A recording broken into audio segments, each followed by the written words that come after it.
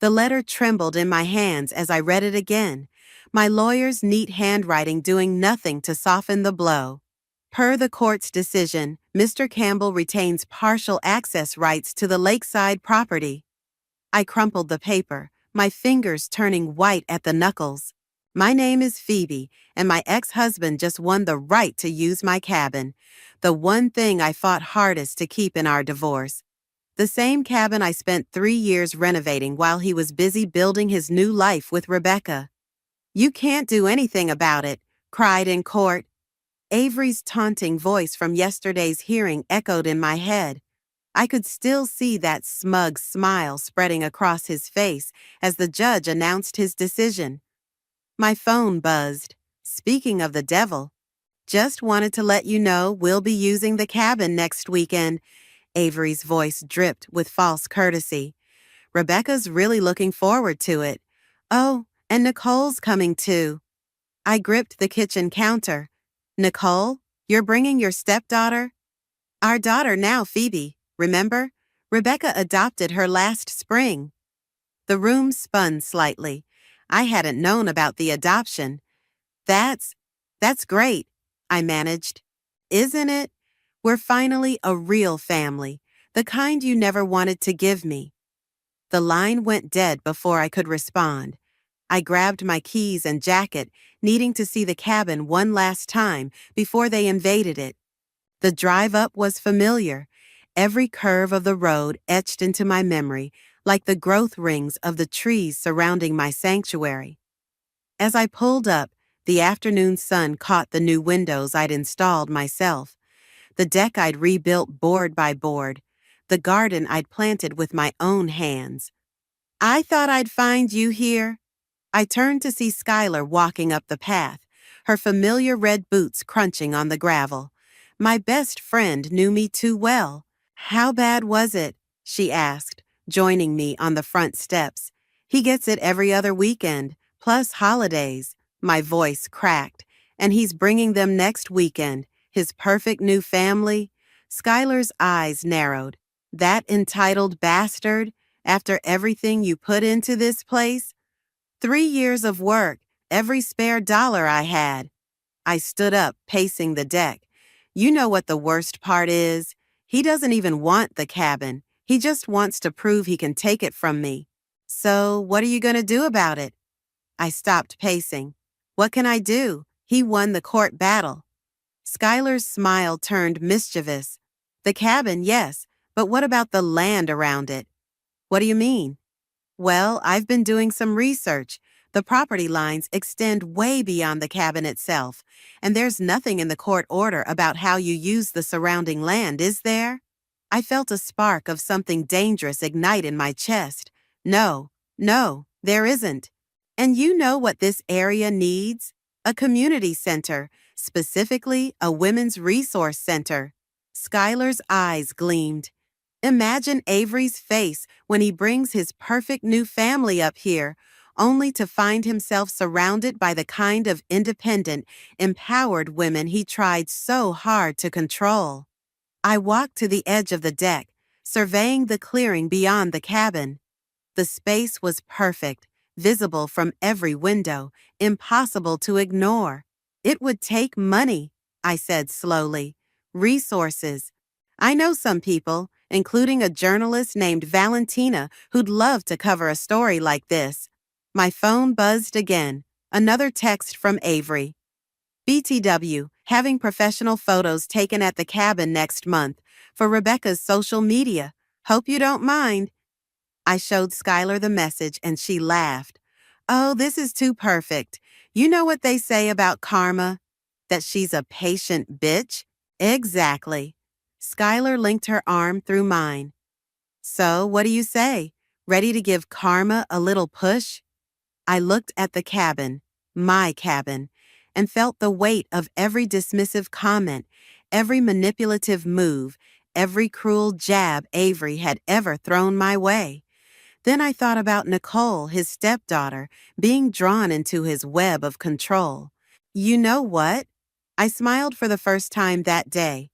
"I think it's time this place lived up to its potential. not as a weekend getaway for Avery's perfect family photos, but as something that actually matters. Skylar squeezed my arm. That's my girl. Let's make some calls. As we walked back to our cars, planning our first moves, I couldn't help but glance back at the cabin.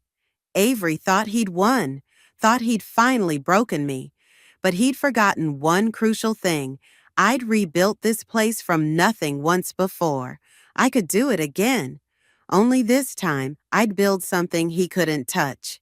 Look at this. Skylar spread the property maps across my kitchen table, her coffee going cold beside her.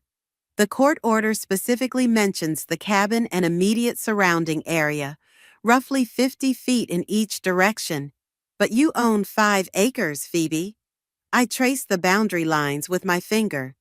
And everything outside that 50-foot radius is completely yours to do with as you please. Skylar pulled out her laptop. I've been researching similar projects. There's a women's center in Portland that started in someone's backyard. Now they help hundreds of women start their own businesses. My phone lit up with a text from Avery. Need to store some jet skis at the cabin, making memories with the family. I turned the phone face down. So, what's our first step? Actually, Skylar typed something into her laptop. I already took it. Remember Valentina, the journalist who covered that corporate scandal last year? The one who made that CEO cry on camera? That's her. She's meeting us for lunch in 20 minutes. I nearly choked on my coffee. Today, Skylar, I'm not ready. You're never more ready than when you're angry. She closed her laptop.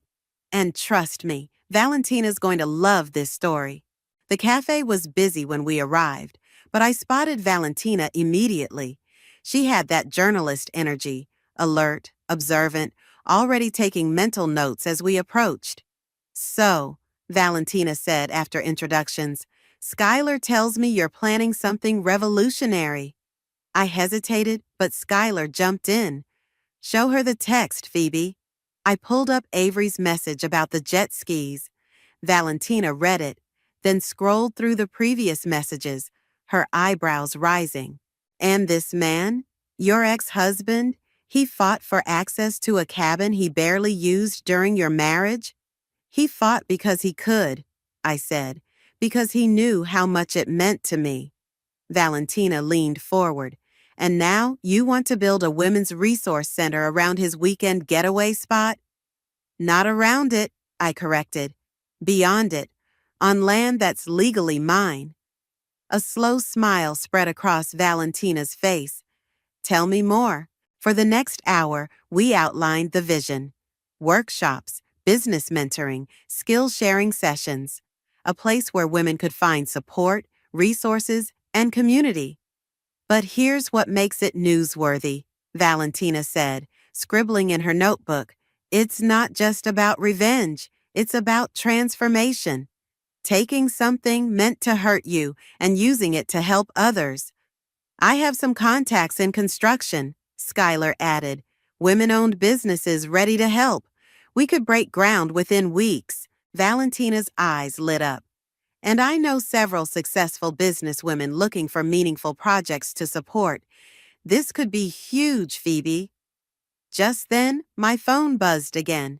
This time, it was a photo from Nicole, Avery's stepdaughter. She'd sent a picture of herself at some corporate event with Avery and Rebecca, looking uncomfortable in a too formal dress. Dad's making me intern at his firm, her message read. I hate it here. I showed the others the message. Perfect timing, Valentina said. We could include youth mentorship programs. Give girls like Nicole alternatives to their parents' prescribed paths. Avery would lose it, I said, feeling a mix of satisfaction and genuine excitement. That's just a bonus, Skylar grinned. The real win is what this could mean for the community. Valentina closed her notebook. I want to break this story, not just about the center, but the whole journey, from divorce court to community triumph. It's the kind of inspiration people need right now. When? I asked. Let's time it right. When's your ex planning those social media photos? Next month. Perfect. Valentina's smile turned calculating. We'll have the foundation laid by then. Nothing he can legally object to, but enough to ruin his perfect family photos. And when he reacts, we'll be ready, Skylar finished. Back home that evening, I stood in my backyard, imagining the transformation to come. My phone buzzed with a group chat Skylar had created.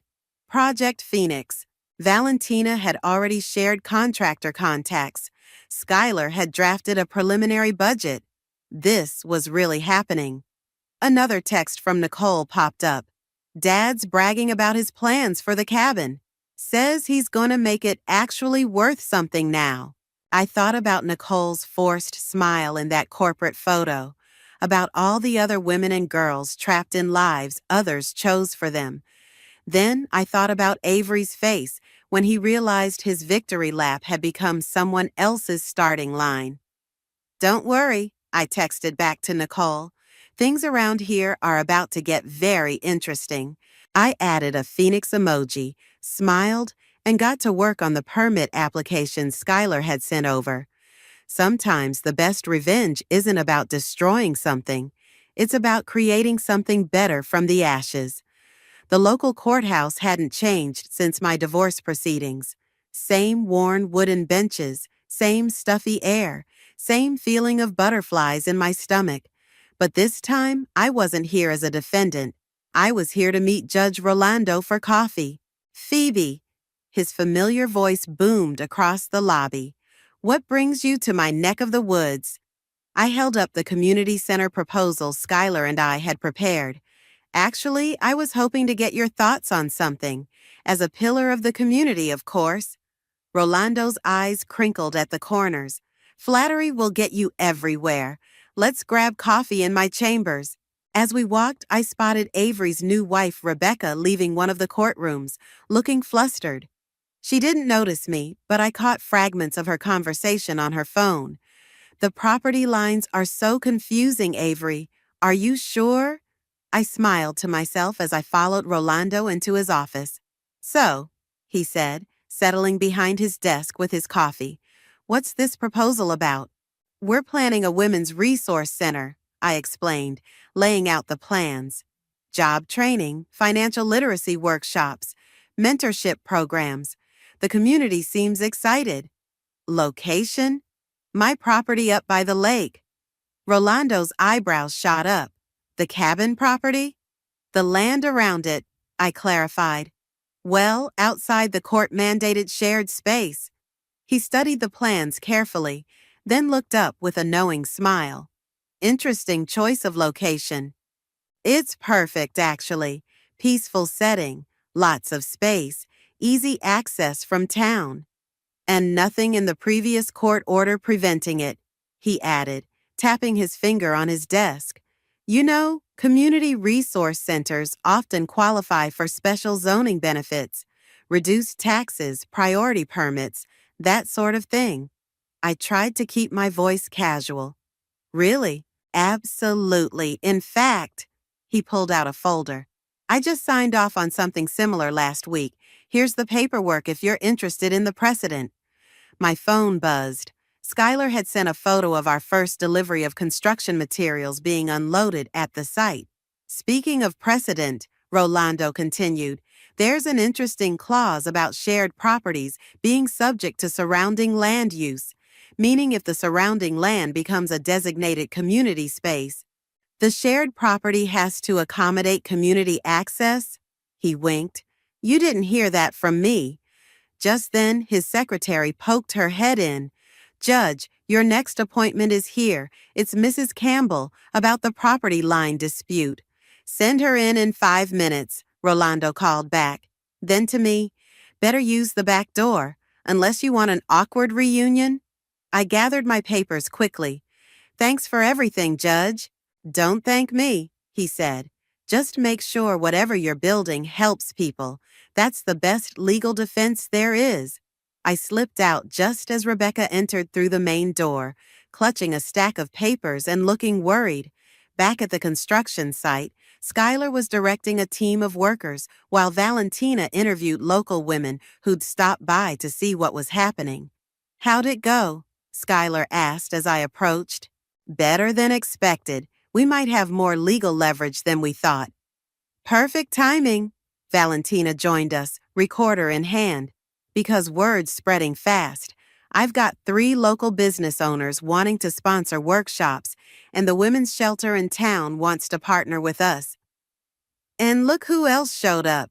Skylar nodded toward a car pulling into the lot. Nicole stepped out, looking around nervously before spotting us. "I told Dad I was at study group," she said, approaching. "Is it true? Are you really building a place to help women start their own businesses?" "Among other things," I said.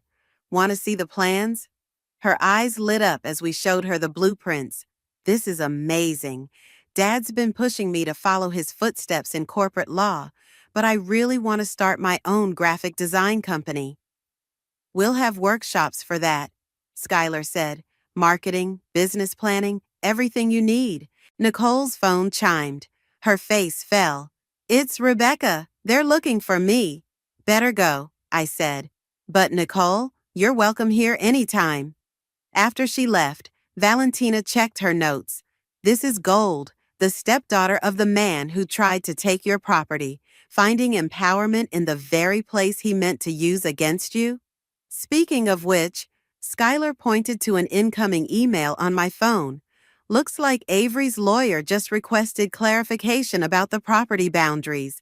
I thought about Rebecca's confused face at the courthouse, about Nicole's dreams of independence, about all the women already rallying around this project. "Let them ask questions," I said, watching the construction crew break ground. "Every answer they get is just gonna make our foundation stronger." Rising from the ashes, local woman transforms divorce battle into community triumph. Valentina's headline blazed across the front page of the local paper. I stood at the construction site, watching women stream in for our unofficial opening day, the article clutched in dozens of hands. "This is insane," Skylar whispered, surveying the crowd. "We expected maybe 50 people. There must be 200 here." The center had come together faster than we'd imagined. 2 buildings flanked the main courtyard, one for workshops and classes, another for office spaces and mentoring sessions. The cabin sat in the distance, looking small and insignificant compared to the vibrant community space we'd created. "Phoebe," Valentina rushed over, phone in hand. "The article's gone viral. 3 major news networks want interviews, and Rising Phoenix is trending locally." A commotion at the entrance caught my attention. Avery stood there, newspaper crumpled in his fist, face red with fury. Rebecca hovered behind him, looking uncertain, while Nicole lingered even further back, trying to hide a smile. "What is this?" he demanded, storming over and waving the paper. "You turned my property into some sort of feminist commune? Your property?" I kept my voice steady, aware of phones recording nearby. "The cabin's that way, Avery. This is my land, remember? The part you didn't fight for because you thought it was worthless?" "You planned this," he sputtered. "You deliberately built a community resource center that's already helped 30 women start their own businesses?" Valentina cut in smoothly, her recorder visible. "Would you like to comment on your opposition to local economic growth, Mr. Campbell?" Avery's mouth snapped shut as he finally noticed the cameras. Rebecca tugged at his sleeve. "Honey, maybe we should—" "No!" He jerked away from her. "This was supposed to be our family retreat, our perfect getaway. Look what she's done to it." "Made it perfect for a lot of families?" Nicole stepped forward, her voice stronger than I'd ever heard it. "Dad, they're offering free graphic design courses, real business training, not just corporate internships where I fetch coffee." "Nicole, get in the car," Avery snapped. Actually, Nicole pulled out some papers. "I signed up for the Young Entrepreneurs Program. I'm 16. I don't need parental permission." The crowd had grown silent, watching the drama unfold. Skylar touched my arm, nodding toward a group of women approaching, the local business owners who'd sponsored our programs. Mr. Campbell, one of them called out, we've been looking forward to meeting you. Your ex-wife's initiative is exactly what this community needed. We'd love your thoughts on supporting young entrepreneurs like your daughter. Avery's face cycled through several shades of red as cameras turned toward him. Rebecca was already retreating to their car, but Nicole stood her ground, moving to stand beside me. This isn't over, Avery growled. But the threat sounded hollow with dozens of witnesses recording. You're right, I agreed. We're just getting started. Would you like a tour? The workshop on toxic workplace dynamics starts in 10 minutes.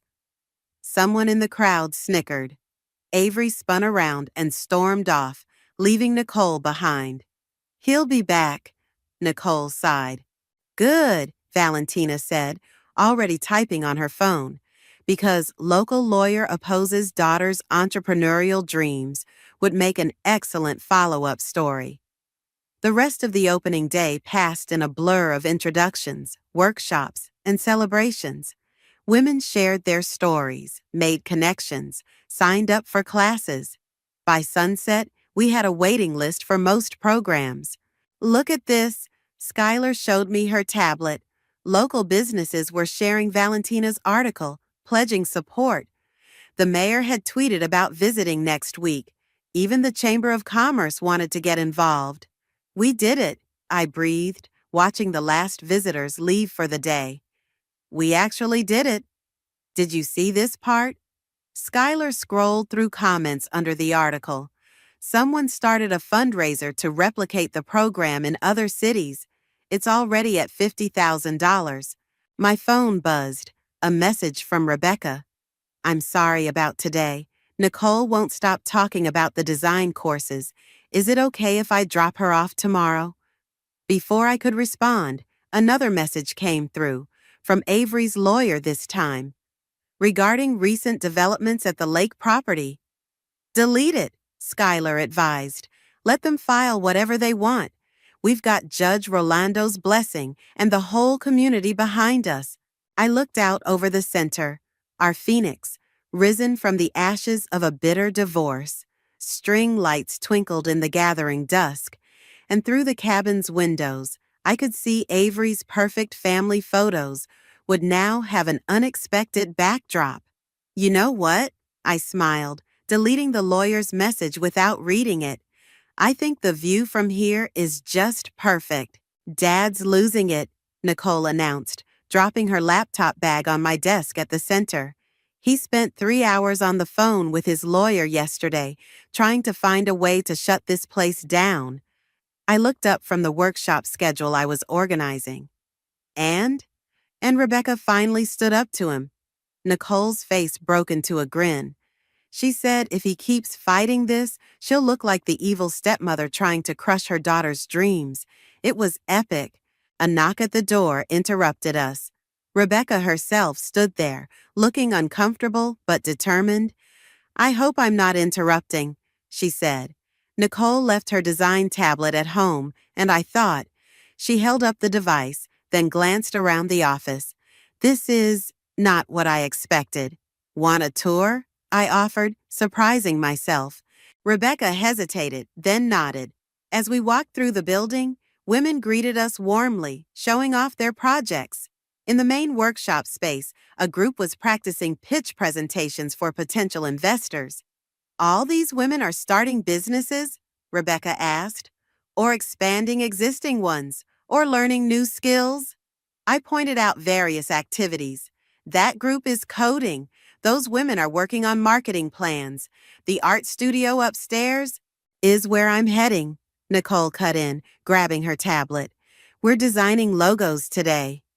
After Nicole bounded up the stairs, Rebecca turned to me. I need to apologize. When Avery told me about this place, he made it sound like I was just trying to spite him. Yes, she twisted her wedding ring. But this morning, he was ranting about destroying your little project. and all I could think about was how Nicole's eyes light up every time she talks about her classes here. A commotion at the entrance drew our attention. Avery burst in, his face stormy. "Rebecca, Nicole, what are you doing here?" He spotted me. "You're turning my family against me?" "Lower your voice," Rebecca said firmly. "We're in a public space." "Public space?" Avery laughed bitterly. "This is my property." "Actually," a familiar voice rang out, "it's not." Judge Rolando stepped in from the parking lot, followed by Valentina and her camera crew. "I was just stopping by to see how our newest community center was doing. Having a pleasant family discussion, are we?" Avery's face paled. "Your Honor, Save it." Rebecca's voice was steel. "I saw the original property documents, Avery, the ones you tried to hide from your lawyer. You never had any claim to this land, only the cabin. You went through my files? Someone had to. You're so obsessed with hurting your ex-wife that you can't see what you're doing to your own daughter." The workshop participants had stopped their presentations, watching the scene unfold. Valentina's camera whirred quietly. "Nicole needs to focus on her future," Avery insisted. "Corporate law is your dream, not hers." Rebecca stepped closer to him. "I've watched you try to control everything and everyone around you, just like you did with Phoebe. I didn't see it before, but I do now." "Mom?" Nicole called from the stairs. "Everything okay?" "Everything's fine, honey," Rebecca answered, not breaking eye contact with Avery. "Your father was just leaving." "Like hell I am." "Nicole, get your things. We're going home." "No." Nicole descended the stairs, clutching her design portfolio. "I have a presentation in 10 minutes. Potential clients are coming to see my work." "Clients?" Avery scoffed. "This isn't a real business."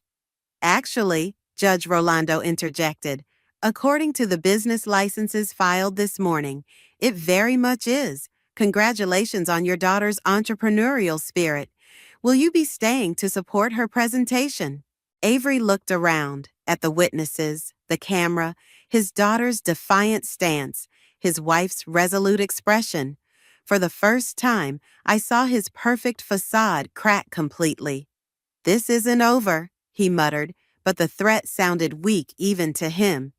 "You're right," Rebecca said, "because when we get home, we're going to have a long talk about your visitation schedule with Nicole, and your lawyer will be hearing from mine about those hidden documents." After Avery stormed out, Rebecca turned to me. "I am so sorry for everything." "Don't be," I said. "You're here now. That's what matters." "Mom?" Nicole called excitedly. "Want to see my portfolio before the clients arrive?" Rebecca's eyes welled up at the word, Mom. "I'd love to." As they headed upstairs, Valentina approached with her camera crew. "That was quite a scene. Mind if we filmed the young entrepreneur's first client presentation?" Speaking of which, Skylar appeared with a stack of papers. "3 more businesses want to mentor our students. Seems someone leaked Avery's meltdown on social media." I looked around at what we'd built. Not just the physical space, but the community within it. Women supporting women, dreams taking flight, truth coming to light. "You know what?" I smiled. "I think we should give them something worth sharing." "He's planning something," Skylar warned, showing me her phone. On the screen was a social media post from Avery announcing a family-friendly lakeside gathering at the cabin this weekend, the same day as our center's first graduation ceremony.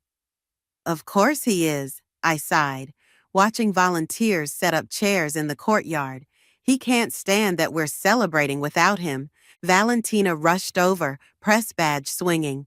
"You need to see this. He's invited half the town's elite, old money families, business leaders, even the lieutenant governor." "Can he do that?" one of our graduating entrepreneurs asked, pausing her decoration efforts. "The cabin? Yes, the grounds." I smiled. Absolutely not. And our graduation ceremony has all the proper permits. My phone buzzed. A text from Rebecca. Heads up, he's hired photographers and a catering company. Says he's going to show everyone what the property should really be used for. Perfect, Valentina grinned, because I just confirmed that 3 major networks are covering our graduation. Seems they're interested in the small town success story that's inspiring similar centers across the country. The day of the event arrived bright and clear. Our graduates gathered early, practicing their presentations and arranging their business displays. Nicole had designed the ceremony programs, her new company logo proudly displayed on each one. Then Avery's guests started arriving. This way to the lakeside gathering, his hired staff directed them, only to be met by our own volunteers. Welcome. The community celebration is right this way. Would you like to see our graduates' business showcases? Avery appeared, practically sprinting across the lawn. No, the event is at the cabin. Actually, the lieutenant governor called out, stepping from her car, I'm here for the graduation ceremony. These women's success stories are exactly what our state needs right now. But, but I invited you to what? She asked pointedly. A private party while your community celebrates economic empowerment? I think I'm exactly where I need to be. More guests arrived, and despite Avery's increasingly desperate attempts to direct them to his gathering, they gravitated toward the excitement of the ceremony. His catering staff stood awkwardly by the cabin, watching their potential clients sample the graduates' homemade refreshments instead. Dad's about to blow a gasket, Nicole whispered, adjusting her presentation booth. Her graphic design display had already attracted several potential clients. Rebecca approached, camera in hand. I got everything on video. His face when the lieutenant governor walked past him? Priceless. Everyone, please take your seats, Schuyler announced. The ceremony is about to begin. Avery made one last attempt, grabbing a microphone from his hired DJ. Ladies and gentlemen, if I could direct your attention to... The feedback from his mic squealed, making everyone wince. In the silence that followed, Judge Rolando's voice rang out clear and strong. As the keynote speaker for today's graduation, I'd like to welcome everyone to this celebration of community achievement. The crowd applauded, drowning out Avery's protests. One by one, our graduates took the stage, sharing their success stories. A domestic violence survivor who'd started a security consulting firm. A single mother whose catering business was now serving major events. Nicole, the youngest graduate, whose design company had already landed 3 corporate clients.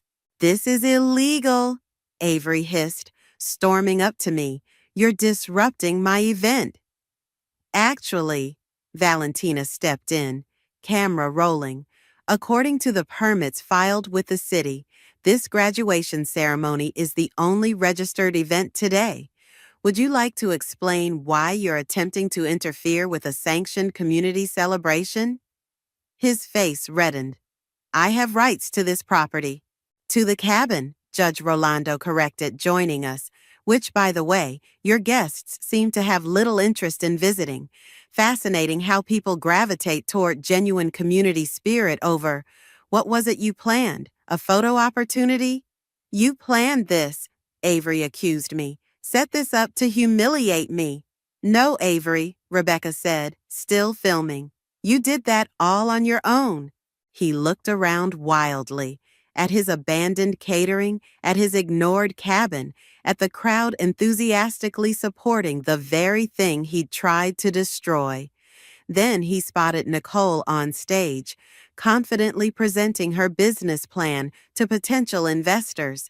She's 16, he whispered. She's supposed to be following in my footsteps. She is, I replied softly. She's building something meaningful, just not in your shadow. The lieutenant governor's applause led a standing ovation for Nicole's presentation. Avery stood frozen, watching his perfectly planned power play crumble as his daughter soared. Sometimes I realized the best revenge isn't about destroying someone's dreams. It's about helping others build better ones. Breaking news, the TV anchor announced. Local lawyer faces ethics investigation following viral video of attempted disruption at women's empowerment event. I muted the television as Skylar burst into my office, waving her phone. Have you seen the numbers? Nicole's video has over 2 million views. The clip showed Avery's meltdown from every angle. Guests filming as he tried to shut down our graduation ceremony, his face contorting as the lieutenant governor praised our program. His final desperate attempt to drag Nicole off stage during her presentation. "How's she doing?" I asked. "Better than her dad." Skylar pulled up another news article. The State Bar Association's investigating him for those hidden property documents, and Rebecca's divorce lawyer called. She wants to know if we'll testify about his behavior at the ceremony. My phone lit up with a text from Nicole. "Dad's firm put him on leave. He's been drinking since morning. Mom and I are staying at a hotel." Before I could respond, Valentina rushed in. "You need to see this. He's here." Through the window, I spotted Avery stumbling across the parking lot, tie askew, clutching what looked like legal papers. "Should I call security?" Skylar reached for her phone. "No," I said, watching him weave toward the entrance. "Let's end this properly." He burst into my office, reeking of expensive scotch. "Happy now? My firm suspended me. My wife left. My own daughter won't answer my calls." "You did that yourself, Avery." "Like hell I did." He slammed the papers on my desk. "You orchestrated all of this, turned my family against me, destroyed everything I built." "Built?" I stood up slowly. "You mean controlled. There's a difference. I gave them everything, the best schools, the best opportunities." "The best cage?" Valentina stepped forward, camera already rolling. "Would you like to elaborate on that statement?" Avery spun around, finally noticing our audience. Staff members had gathered in the hallway. Through the window, I could see Rebecca's car pulling up, Nicole in the passenger seat. "You're filming this? Of course you are." He laughed bitterly. "Everything's a publicity stunt for your little feminist revolution, isn't it?" "Actually," Judge Rolando's voice came from the doorway, "I asked them to record this. Given your recent behavior, I thought it prudent to document any further incidents." Avery's face drained of color. "Your Honor, Save it." Rebecca entered, Nicole close behind her. "The lawyer's waiting, Avery. Either sign the divorce papers now, or we do this the hard way." "Divorce?" His voice cracked. "Baby, we can work this out. Once I shut down this place, that's enough." Nicole stepped forward. "Mom, show him." Rebecca pulled out her phone, playing a video of Avery ranting in his home office. "I'll destroy everything she built. I don't care about the cabin. I just wanted to hurt her like she hurt me." "When did you—" "Last week," Rebecca said coldly. "Right after you threatened to cut off Nicole's college fund if she kept attending classes here." The room fell silent. Even Avery seemed to deflate, staring at the divorce papers on my desk. "You know what the worst part is, Dad?" Nicole's voice was steady. "I actually built something here. My design company has real clients. I'm making my own money. But you're so obsessed with controlling everyone that you can't even be proud of me." "I was trying to protect you," he whispered. "From what? Success? Independence? Because that's what this place gives us. That's what Mom found here. That's what Phoebe built." Avery looked around at the witnesses, the cameras, the success stories lining my office walls. Finally, he looked at me. "You won," he said quietly. "No, Avery, they won." I gestured to Nicole and Rebecca, to the women watching from the hallway. They chose freedom over fear, Growth over control. That's not winning, that's living. He picked up the divorce papers with trembling hands. I never meant. Yes, you did, Rebecca said. That's why we're here. After he signed, Judge Rolando took the papers. I'll file these myself. And Avery, consider this a formal warning about approaching this property again. As security escorted him out, Nicole turned to me. Thank you, not just for the business classes, but for showing us we had a choice. Rebecca wiped her eyes. We both needed to see that. Through the window, I watched Avery's car disappear down the drive. The cabin stood in the distance, no longer a symbol of loss, but a reminder of transformation. So, Valentina smiled, checking her camera. Ready to announce the center's expansion plans? I looked at Nicole, already pulling up design concepts on her tablet, and Rebecca, standing tall without Avery's shadow looming over her. Actually, I said, I think we're just getting to the good part. And with this ribbon cutting, the lieutenant governor announced, we officially opened the Phoenix Network's 10th location. The crowd erupted in applause as Nicole stepped forward with her custom-designed scissors.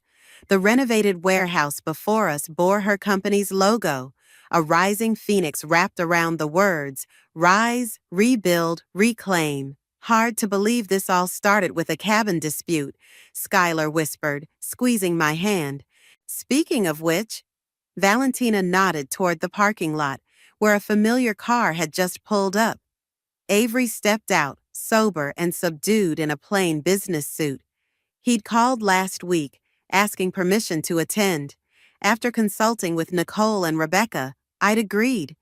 Dad came, Nicole said softly, joining us after the ceremony. He actually came. Rebecca adjusted her event coordinator badge. She'd taken over managing our expansion projects after the divorce. He's been attending therapy, even joined a men's accountability group. I know, I said. He called to apologize. Actually apologize, not just perform for an audience.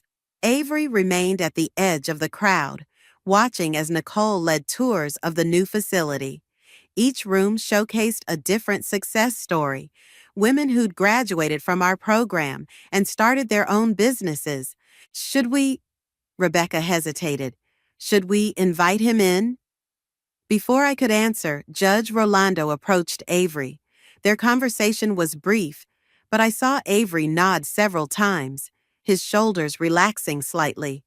The judge suggested he join the center's Male Allies program, Skylar explained.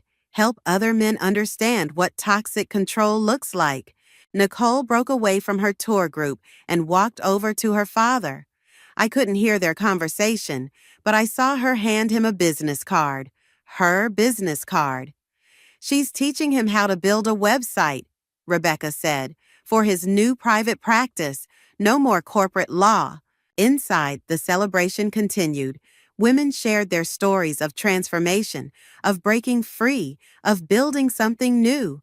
The cabin photos hung in a special display, where it all began, next to pictures of our growing network of centers. Phoebe? Avery's voice was quiet behind me. Could we talk? I turned to find him holding one of Nicole's program brochures. Of course. I've been doing a lot of thinking, he said, choosing his words carefully. About control, about power, about what I tried to take from you, from Rebecca, from Nicole. And I was wrong. Not just about the cabin, but about everything. I thought success meant making everyone follow my path. But looking at what you've built here, he gestured to the bustling center. This is real success, creating space for others to grow. It's not too late to create that kind of space in your own life, I said. He nodded slowly. That's why I'm here. I'd like to volunteer, learn how to support instead of control. If you'll have me? Before I could respond, Nicole appeared with her tablet. Dad, want to see the website mock-ups? I've got 3 options for your new practice. The focus is on collaborative law and mediation. As they walked away, Rebecca joined me. Think he's really changed? I think he's trying, I said, and that's a start. Skylar called everyone to attention. Time for the big announcement. Valentina stepped up with her camera crew as I took the podium. Around me stood our graduates, our supporters, our growing community. Even Avery listened intently from his corner. When we started this journey, it was about reclaiming space, both physical and emotional. Today, I'm proud to announce that the Phoenix Network has been chosen for a national grant. By this time next year, we'll have centers in 50 cities across the country. The room exploded with cheers. Nicole hugged her father, who looked genuinely proud. Rebecca wiped away tears as she coordinated with her event staff. But more importantly, I continued, we're launching a new program. The Phoenix Partnership Initiative will help other women transform their own spaces of loss into centers of community power. Judge Rolando raised his glass. To rising from the ashes. To rising from the ashes, the crowd echoed. Later, as the celebration wound down, I stood in the courtyard of our original center.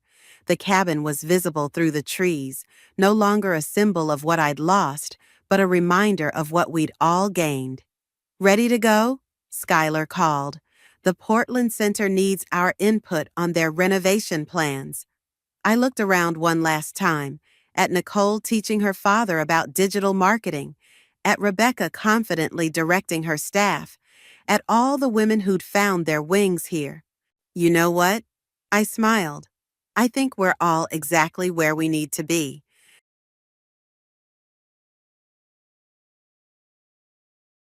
Hello, everyone. I'm Anna, and I'm 29 years old. Today, I'm here to share a rather personal story about how I ended up having my unfaithful husband, Gary, arrested. Before we get into the details of this saga, let me set the scene for you. Historically, my previous partners have branded me as someone who overreacts due to my so-called antics. However, they conveniently omitted the part about their own actions that drove me to the edge.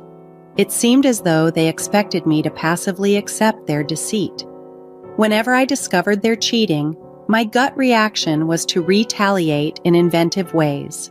My tactics ranged from publicly shaming them, revealing their secrets to their loved ones, and yes, even some petty acts of revenge like slashing tires and other less than admirable deeds. Despite these actions, the deep-seated pain and fury within me never truly subsided. It felt akin to dousing a fire with gasoline. Yet, I persisted with my methods, and unsurprisingly found myself repeatedly betrayed by men, one after the other.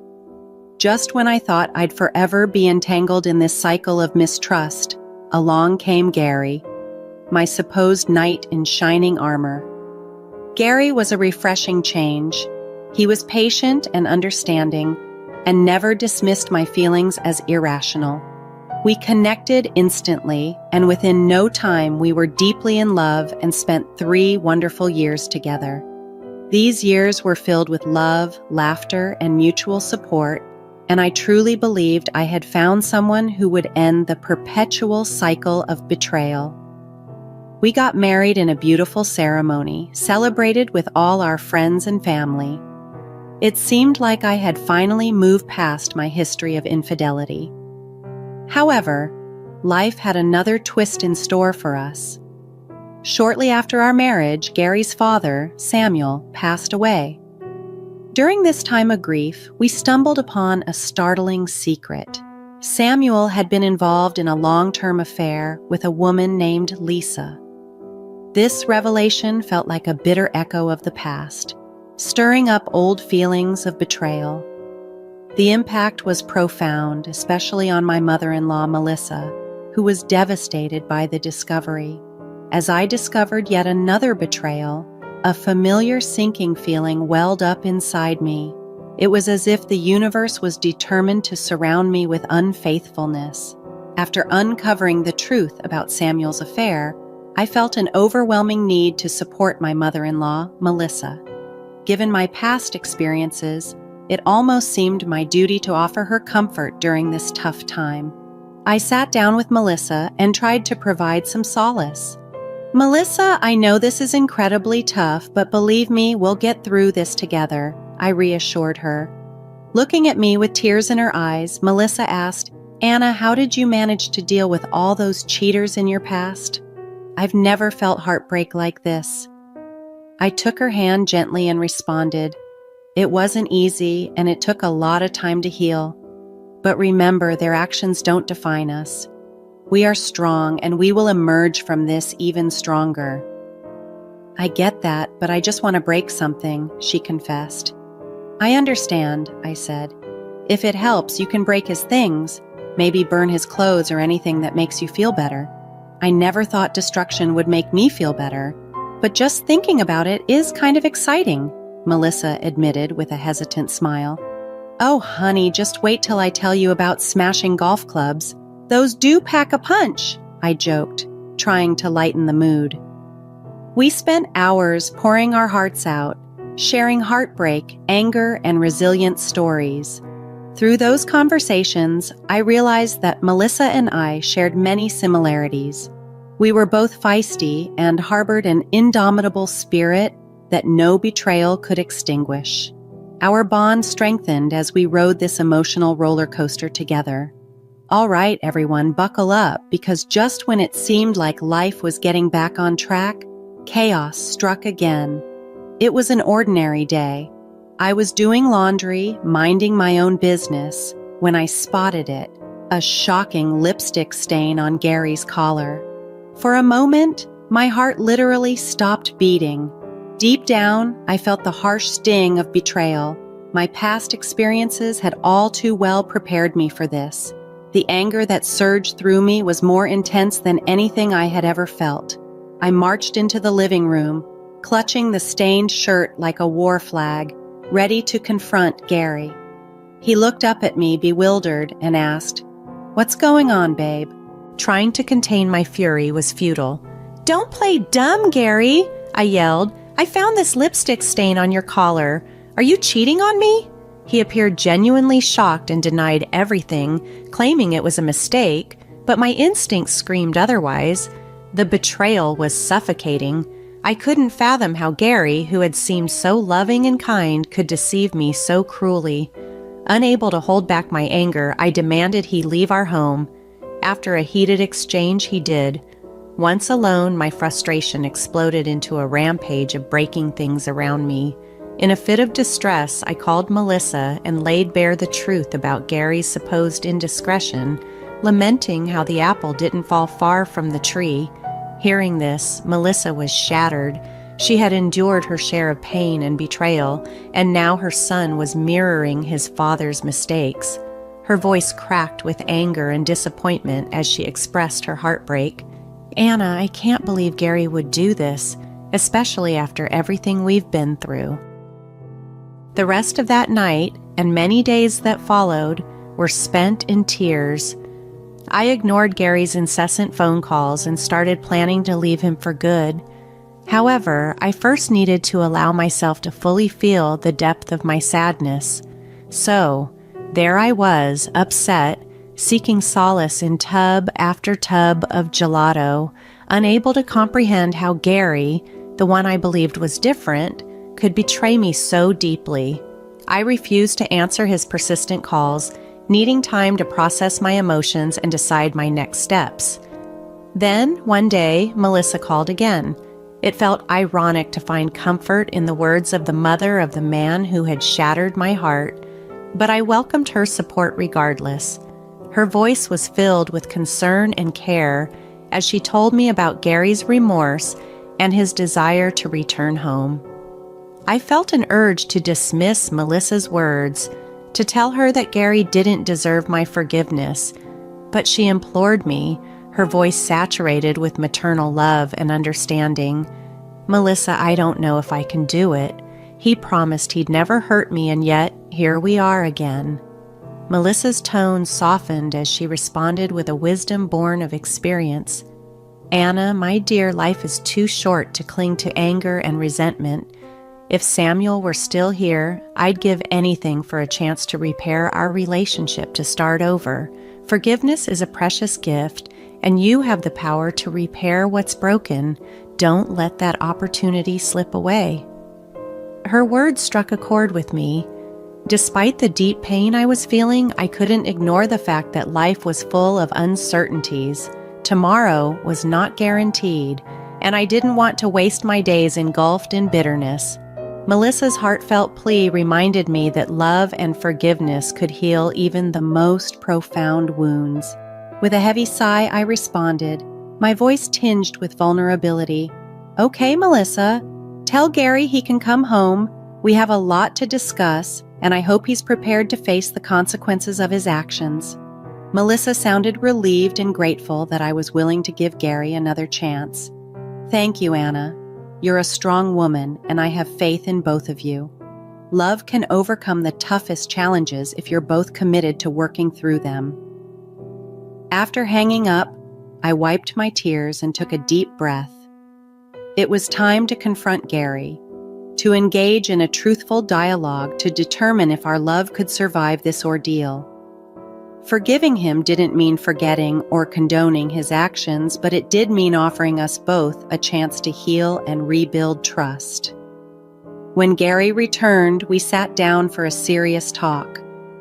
I looked into his eyes, searching for any trace of sincerity and remorse.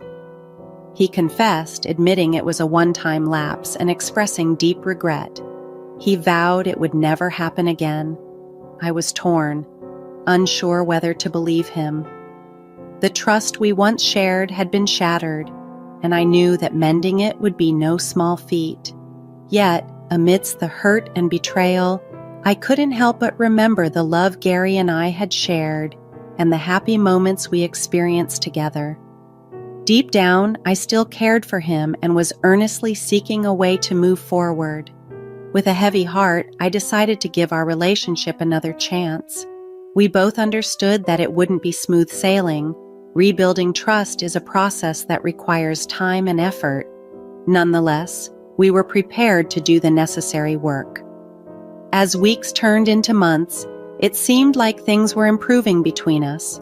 But despite the apparent progress, I couldn't shake off my doubts. I knew I couldn't just blindly trust him again.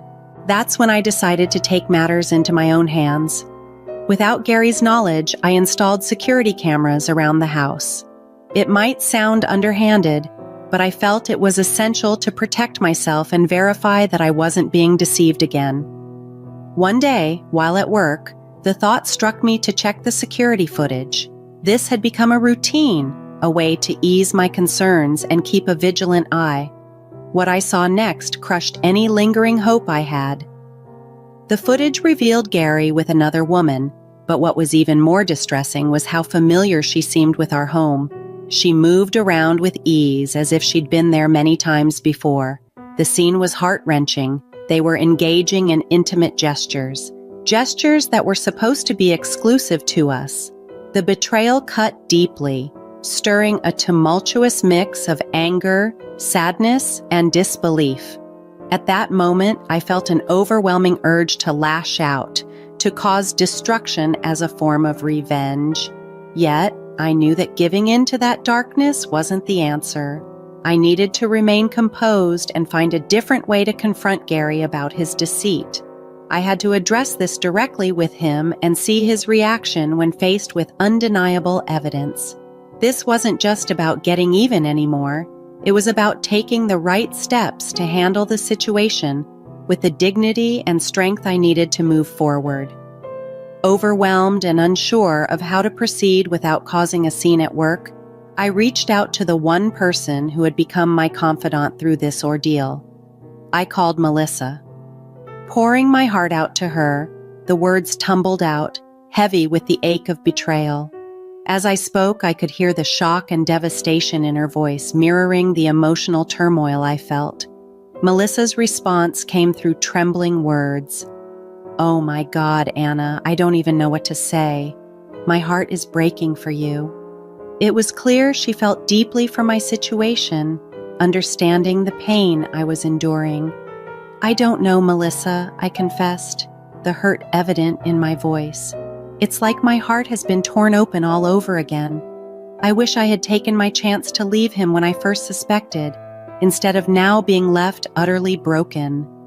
She continued, her voice shaking with anger and disbelief.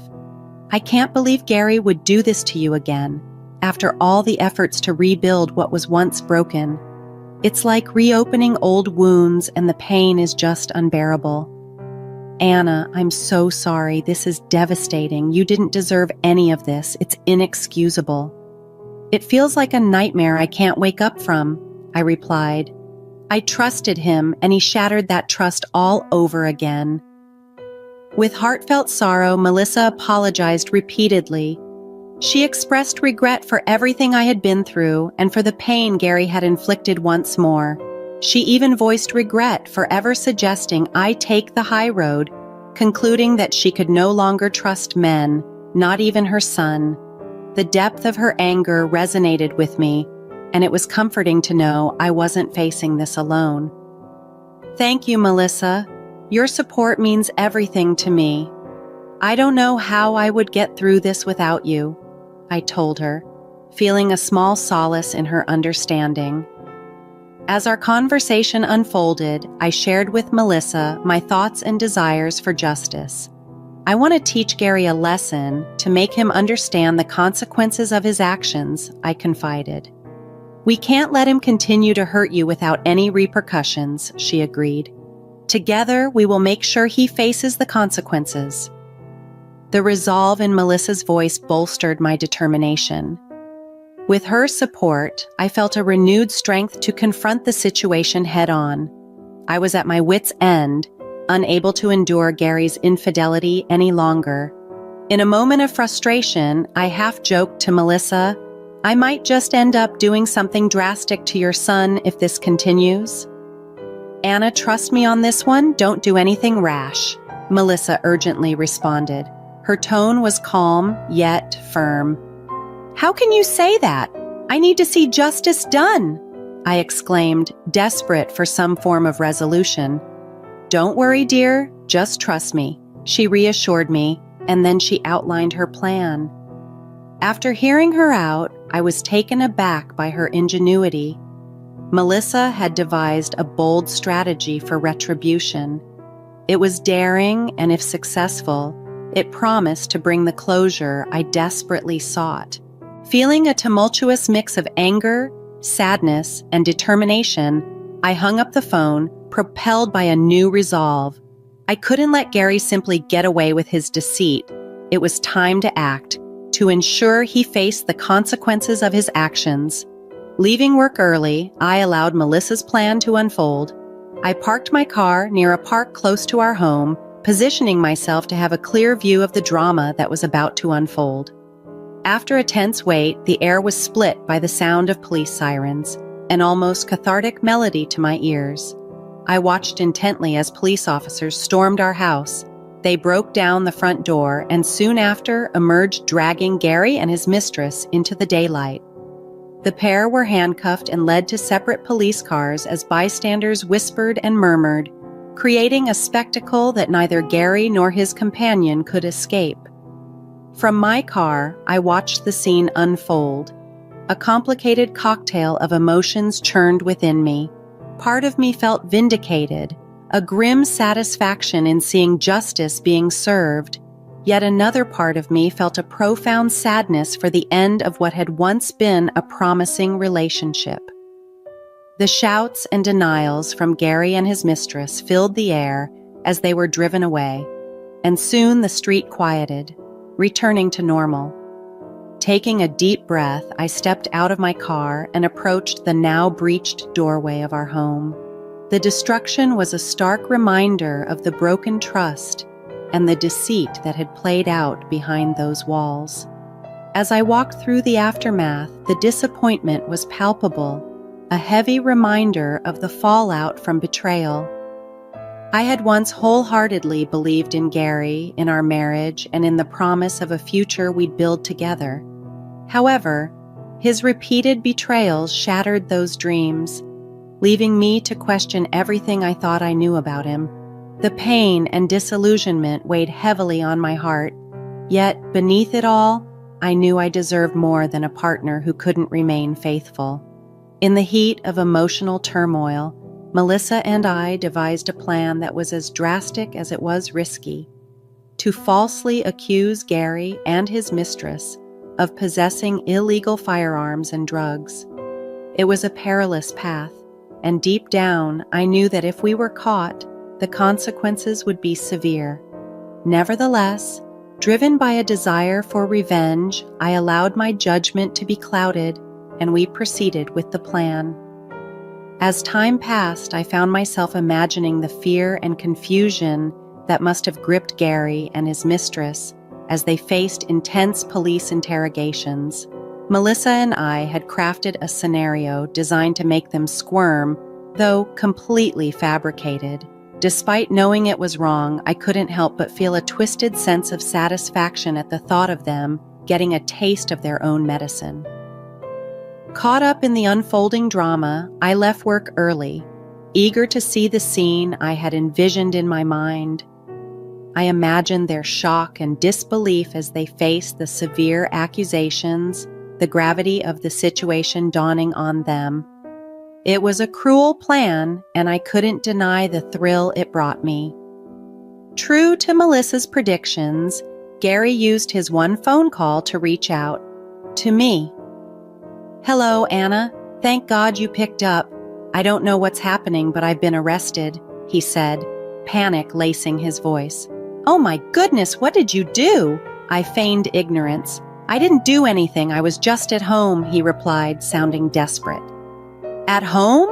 Why weren't you at work?" I pressed, curious about his explanation. "It doesn't matter right now. Just come get me. Please explain to them that we don't have any firearms or any drugs," he pleaded. "Firearms? Drugs? What have you done, Gary?"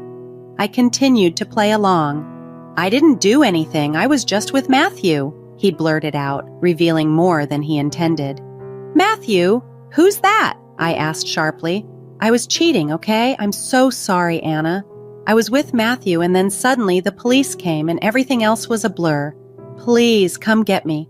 I'm so sorry for breaking your trust. I promise you." This was the last time, he confessed, his voice filled with regret. I paused before asking the crucial question, aiming to see just how deep his deceit ran. "Did you ever stop cheating?" "Anna, please," he started. "Was it always her?" I cut in. "Yes and yes," he admitted. Good luck in jail," I said coldly, and ended the call, leaving Gary to face the stark reality of his actions and the fabricated consequences we had set up for him. As I watched Gary grapple with the confusion and humiliation of his situation, I couldn't help but feel a sense of grim satisfaction. Earlier, I had informed his mother about the entire setup, and although it pained her to see her son go through this ordeal, she agreed that a few hours behind bars might just teach him a valuable lesson about fidelity and the consequences of his actions. While Gary was dealing with the fallout in jail, I began to pack up my belongings. Over the days, I expressed my gratitude to Melissa for her unwavering support and love through this turbulent time. When Gary was finally released on bail and returned home, he was greeted not by reconciliation, but by a stark and unsigned typed note left conspicuously for him to find. The note read simply, "It was me all along, sweetie. I was the one who put you in jail." The shock must have compounded when he realized not only had he lost his wife, but he had also inadvertently gained an enemy, never suspecting that the two were the same. This twist was a harsh reminder of the consequences of his actions, leaving a lasting imprint of the ordeal we had engineered together.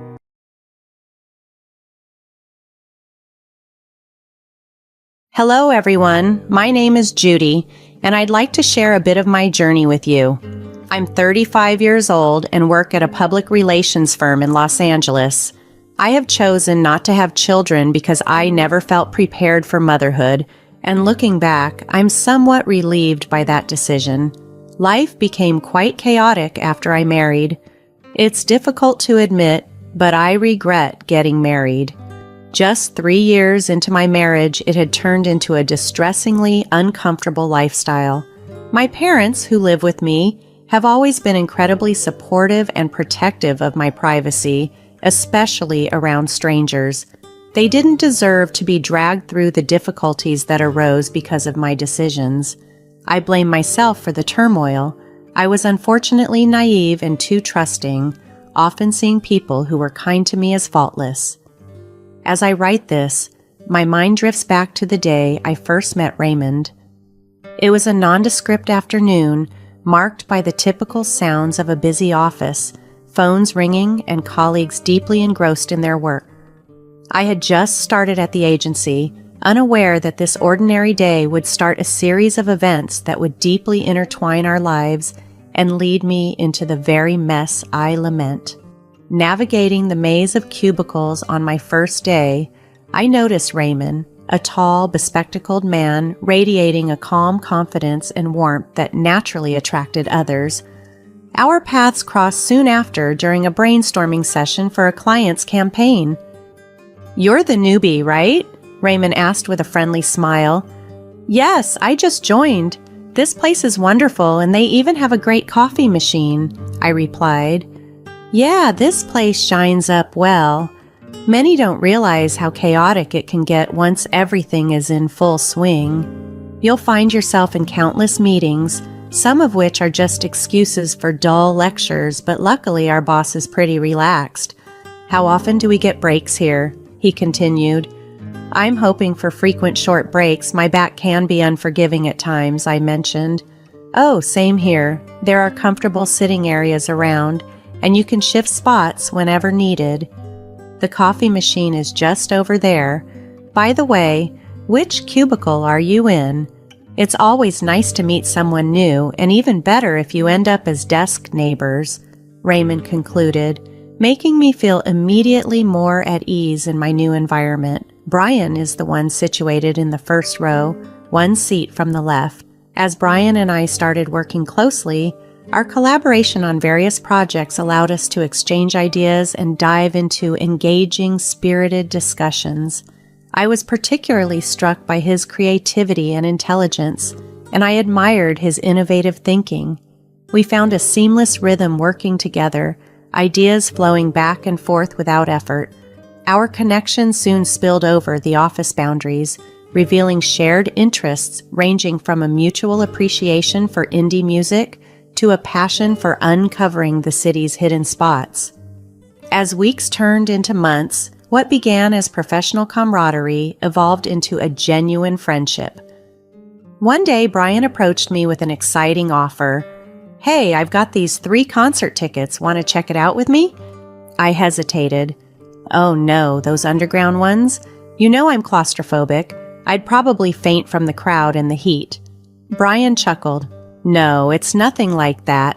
It's at a cafe nearby. One of my favorite indie artists will be performing. It'll be fun. Plus, we get a discount on food because of the tickets. Their gnocchi is fantastic. You'll love it." I was still uncertain. "I have a curfew, you know. My parents are strict about me being home by 11. And don't concerts start late?" "Well, technically this one starts at 9. We could head there around 8:45, grab some food, and chat before the show starts. I promise I'll have you back by 10:20, Brian reassured me. "Okay, fine, but if this turns out to be boring, you're paying for everything," I agreed, half joking.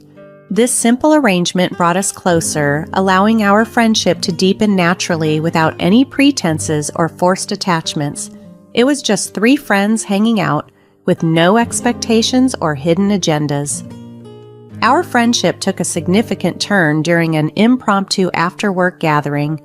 Amid the clinking of glasses and bursts of laughter, we found ourselves engrossed in a conversation that seemed to mute the world around us. As we delved into deeper topics, discussing our fears, dreams, and vulnerabilities, time seemed to pause. It was during these moments that I realized Raymond saw beyond the professional mask I wore at work. He understood the person beneath the surface, and I saw him too. His passion, his kindness, and the excitement in his eyes when he spoke about his dreams. Our connection had transformed from mere colleagues to something much more profound, sparked by genuine understanding and mutual respect. At that moment, I realized that our friendship was blossoming into something much deeper. Over the months, what began as a close bond slowly transformed into a more intimate connection. We found ourselves navigating the delicate steps of courtship, cherishing every laugh and glance exchanged. Each day, our relationship strengthened, and it became clear we were falling in love. Everything seemed wonderful, almost like a fairy tale. At least, that's how it felt at the time. However, there were aspects of Brian's behavior that raised concerns. One significant issue was his relationship with his mother. Whenever he spoke to her, his demeanor completely changed. He would use a babyish voice, giggle, and act childlike, which was shocking to witness. Brian seemed to craft a separate persona for his interactions with his mother. The things he shared openly with me, he concealed from her. It was unsettling. People who lead such dual lives often turn out to be unreliable, leaving you to question everything. One day, after he ended a call with his mother, my curiosity got the better of me, and I asked him about it. "Was that your mom? You seemed tense," I inquired. "Oh, she's just really caring," he explained with a forced smile. "She's worried about me living away from home, always asking if I'm eating well or if my job is too demanding. She loves me a lot and fears losing me, but I reassure her I'm fine." "That's sweet. Maybe we should invite her here. I'd love to meet her," I suggested. He hesitated, then replied, "We could, but I don't think she'd like to travel. She's not very well and lives alone in an old house. It's tough, but we manage. Maybe we could visit her instead?" "That sounds like a good plan," I agreed. When Brian eventually gathered the courage to confess his feelings for me, it was during a cozy evening at a local cafe. The aroma of freshly brewed coffee filled the air, blending with our nervous anticipation. With trembling hands and heartfelt vulnerability, he declared his love for me. His confession left me overwhelmed. The realization that Brian was juggling two different worlds and was now pulling me into them was daunting. He even decided to move in with me, intensifying everything. My emotions were a mix of joy, nervousness, excitement, and fear, all swirling together as we ventured into this new chapter of our lives. Brian and my family got along well, and he even embraced the idea of taking my last name, a gesture that meant a lot to me. He had lived with his mother in San Jose until he secured a job and settled here. His apartment was costly, so he seemed quite eager to move in with me. Interestingly, he never invited me to his mother's place, claiming it was too run down and I wouldn't like it. It felt like he was trying his best to keep me hidden from her. "I understand, dear, but we need to consider everything. If you're going to marry me and move in, wouldn't that be difficult for your mother? You live with her, don't you?" I asked him one evening. "Yes, but I think it wouldn't be a good place for us to stay." "I want you to be comfortable and happy," Brian replied earnestly. "My parents are quite understanding and wouldn't mind. But are you okay with them joining us occasionally? They worry about me forgetting them, so I often spend weekends with them. I've been so busy with work lately, coming home exhausted. We used to have dinner together, but now I often eat alone or grab something outside," I explained, trying to gauge his feelings about integrating our lives more fully. "I understand, love, and it's all right. Don't worry so much, I'm here," Brian reassured me. "And about my mom, I'll make time for her when you're out with your family. I can visit her then. We're a team, right? We can make anything work if we put our minds to it." Our wedding day was simple, not marked by extravagance but by a spectrum of emotions. As I stood at the altar looking into Brian's eyes, I recognized in him not only my partner and confidant, but also my best friend.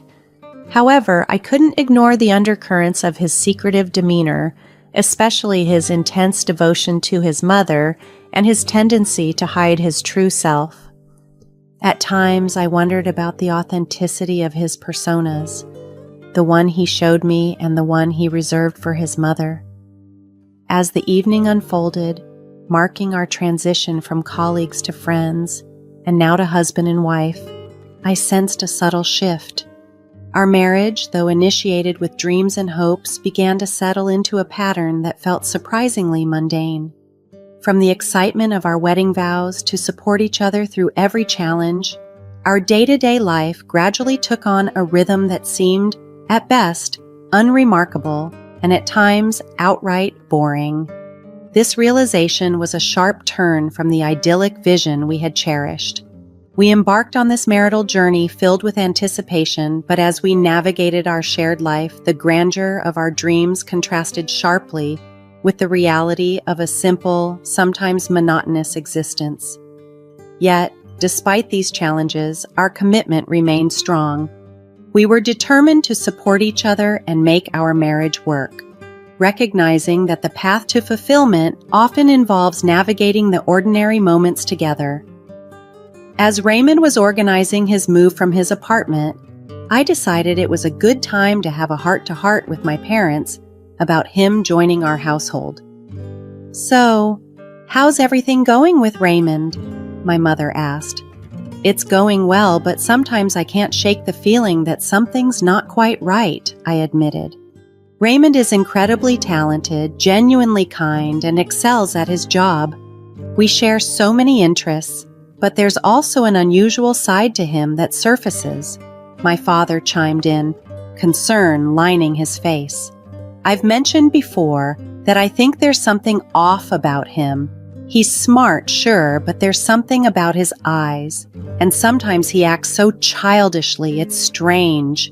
"Let's not jump to conclusions," my mother cautioned, turning back to me. "Tell us more about these different sides of him." "You're both right to some extent. He does seem to have multiple facets to his personality. At work, he's relaxed and jovial, but around his mother, there's a noticeable shift.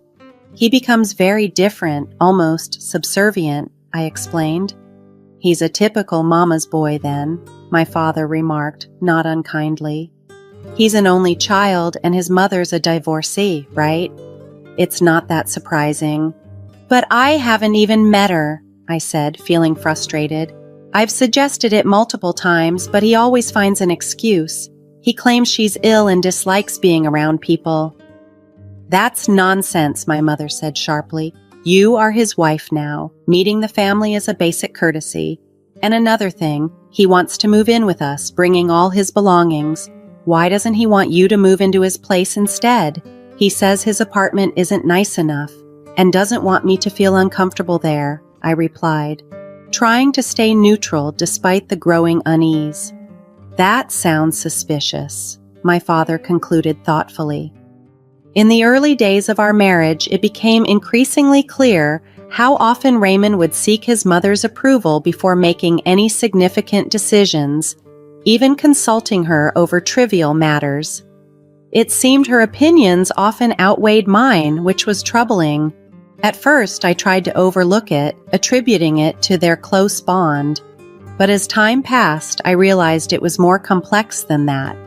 Deborah, Raymond's mother, had always been a dominant influence in his life, and her presence was becoming an unspoken barrier between us. Deborah raised Raymond as a single mother and deeply instilled in him a profound sense of loyalty and duty towards her. As time passed, it became evident that Raymond felt a compelling responsibility to maintain her happiness and consistently sought her approval. Over the years, I increasingly found myself relegated to a secondary role in Raymond's life. Our shared aspirations and decisions often had to accommodate Deborah's preferences, whether it was choosing a paint color for our living room or selecting a vacation spot. Deborah's opinions always seemed to take precedence, leaving me feeling more like an outsider than a partner in my marriage, constantly eclipsed by her overbearing influence. Whenever I try to address this dynamic, I face significant pushback from both Raymond and Deborah.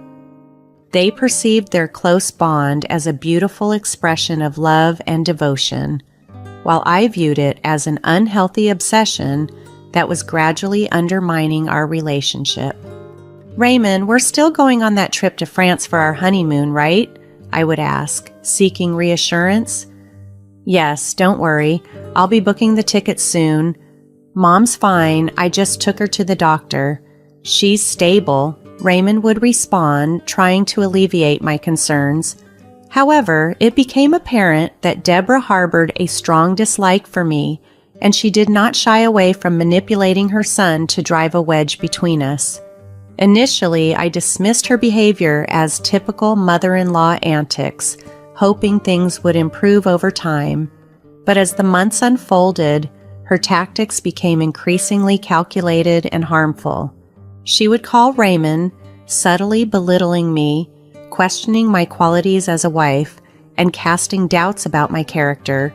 Deborah's disapproval cast a shadow over our marriage, and it was disheartening to see how easily she could influence Raymond's opinions and emotions. She was adept at exploiting his vulnerabilities, using guilt and manipulation to undermine our relationship. Whenever we encountered a disagreement or a challenge, she was there, whispering toxic doubts into his ear, sowing seeds of discontent and dissatisfaction. The atmosphere became increasingly toxic, leaving me feeling isolated and powerless. I struggled to stay composed and strong for the sake of our marriage, but the relentless nature of Deborah's campaign against me severely impacted my emotional health. I constantly doubted my self-worth and wondered if I would ever be sufficient to counteract her pervasive influence. One particular instance that stands out is when Deborah called Raymond's phone, and I could hear the veiled criticisms in her voice, each word designed to erode my place in his life. This relentless intrusion not only strained our relationship, but also left me questioning whether our love could truly withstand the formidable force of Deborah's will. While Raymond was in the bathroom, his phone rang, and I saw it as an opportunity to have a direct conversation with Deborah, his mother. I answered the call. "Hello, this is Raymond's wife." "Oh, the one who took my son away. Why do you have his phone?" came her sharp response. "I don't want any trouble. I just want to know if my son ever talks about me to you," she added somewhat defensively. "Yes, he does talk about you," I replied, trying to keep the conversation civil. "You think I manipulated him to stay with me, but Raymond chose this on his own. He often visits you. I've never tried to sway him with my property, money, or looks." Deborah scoffed. "I always told my son not to fall for girls like you, but you bewitched him." "Look, I love your son, and I only want us to understand each other better. I always encourage him to talk about you," I countered calmly. Deborah ended the call with a sound of disgust. It was clear that this conversation was going nowhere. Our planned trip to France was subsequently canceled, not due to family drama, but because my job required me to embark on a business trip to Japan for a collaboration with one of our digital marketing firms. I apologized to Raymond for the change in plans, and surprisingly, he seemed okay with it, telling me to have fun and to call him occasionally. I was disappointed about our trip being canceled, but Raymond didn't appear to be affected at all. It made me wonder if he was really okay or just suppressing his true feelings. I assured him I would return in a month. On the day I left, my parents came to see me off, but Raymond was absent. He later explained that he had to take his mother to the hospital in an emergency and felt bad for not being there to say goodbye. I didn't press the matter. The business trip to Japan went well, and I managed to video call Raymond occasionally, though he always seemed rushed. At first, I didn't think much of it, assuming he was just busy. However, during a call with my parents, I learned something unsettling. He's been around, but he hardly talks to us. He moved in here permanently after you left. He doesn't spend much time with us, just simple hellos and goodbyes," they shared. "Is he still going to the office? What else has he been doing?" I inquired, trying to piece things together. "Well, he does go out and comes back around dinner time. He's brought some stuff with him, like game consoles, a stereo, a camera stand, and all that, but he's mostly locked up in his room, working or talking late at night with someone, maybe his mom. I don't know," they explained. The pieces started to fit together in a disheartening picture. Raymond's aloofness and the secretive late-night conversations hinted at a deeper issue than just his busy schedule. My return home would undoubtedly require confronting these growing concerns head-on. One day, a few weeks before my scheduled return to California, I received a distressing call from my mother. She was inconsolable, sobbing heavily. I urged her to calm down and tell me what had happened.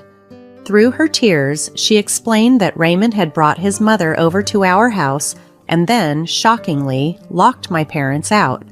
They had gone to dinner, just the three of them, and Raymond seized the opportunity to take over the house, leaving my parents to find temporary refuge in a motel for the night. I was livid, feeling like a ticking time bomb, my heart racing with anger and disbelief. I knew Raymond needed to be taught a lesson. My neighbors, who were very fond of my parents, were outraged when I called them. I reported the incident to the police, but they dismissed it as a trivial family matter and said I needed to be present to press any charges. Determined, I booked the next available flight home, which took 2 grueling days. By the time I arrived, it was midnight, but I was prepared. I always carried a spare key. I called some neighbors, and they were shocked that my parents hadn't come to them earlier for help. Together, we marched to my house. I unlocked the door and found Raymond lounging on the couch, watching TV and laughing with his mother. Overcome with fury, I stormed in and grabbed Raymond by the collar, shaking him as my anger poured out. My neighbor restrained his mother to prevent her from interfering. It was a moment of intense emotional release. Raymond needed to understand the severity of his actions.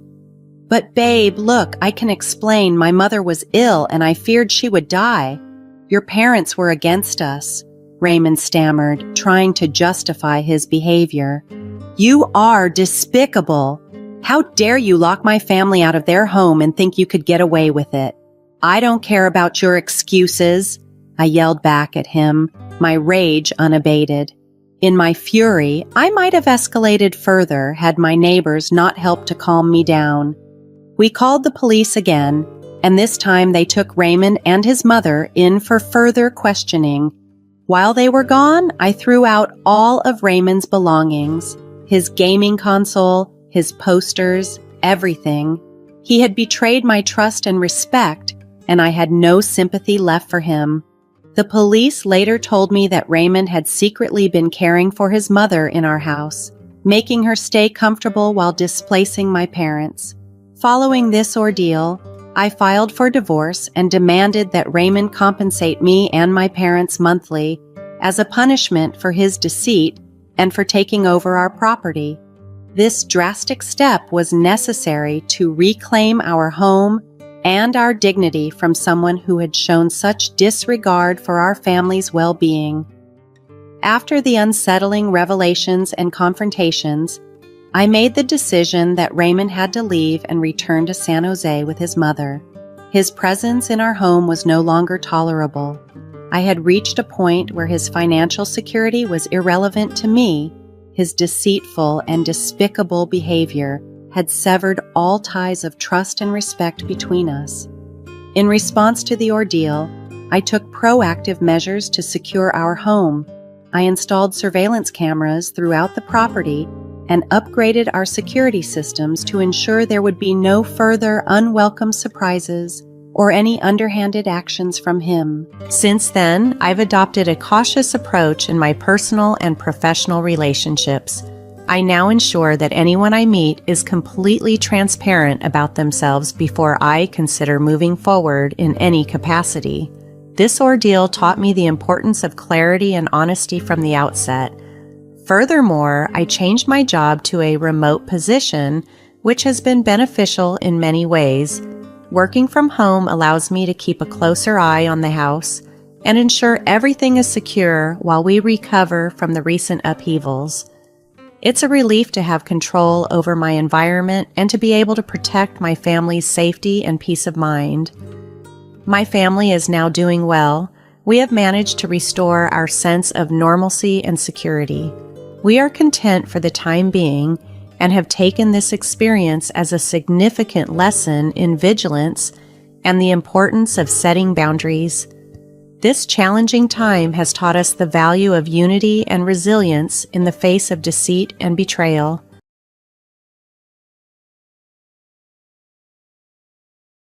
Greetings, my name is Ashley and I'm 32 years old. About 5 years ago, I tied the knot with the most wonderful person I've ever met, Bobby. He's a kind-hearted and fun-loving soul who never fails to make me feel special every single day. However, I can't say the same about his mother, Catherine, my mother-in-law. From the very beginning, she seemed to have an issue with me. I understand that Bobby is her cherished son, and she wants to protect him from any harm. She appears to be looking out for his interests, but her actions often go too far. Catherine has a knack for annoying the guise of innocence, pushing buttons to provoke a reaction, and then playing the victim. This behavior is something many of us might recognize in someone we know, and unfortunately for me, this person is my mother-in-law. My upbringing was different, emphasizing honesty and confrontation over silent tolerance. This trait, among others, is what attracted Bobby to me. He's more reserved and gentler, which complements my outspoken nature. They say opposites attract, and in our case, it rings true. My background in life coaching gives me insight into human behavior, and it's clear to me that Catherine, despite her claims, does not have good intentions. Our strong personalities clashed, which likely contributed to an uncomfortable encounter during our first meeting. We were at a dinner table with Bobby, his dad, Jeffrey, and Catherine.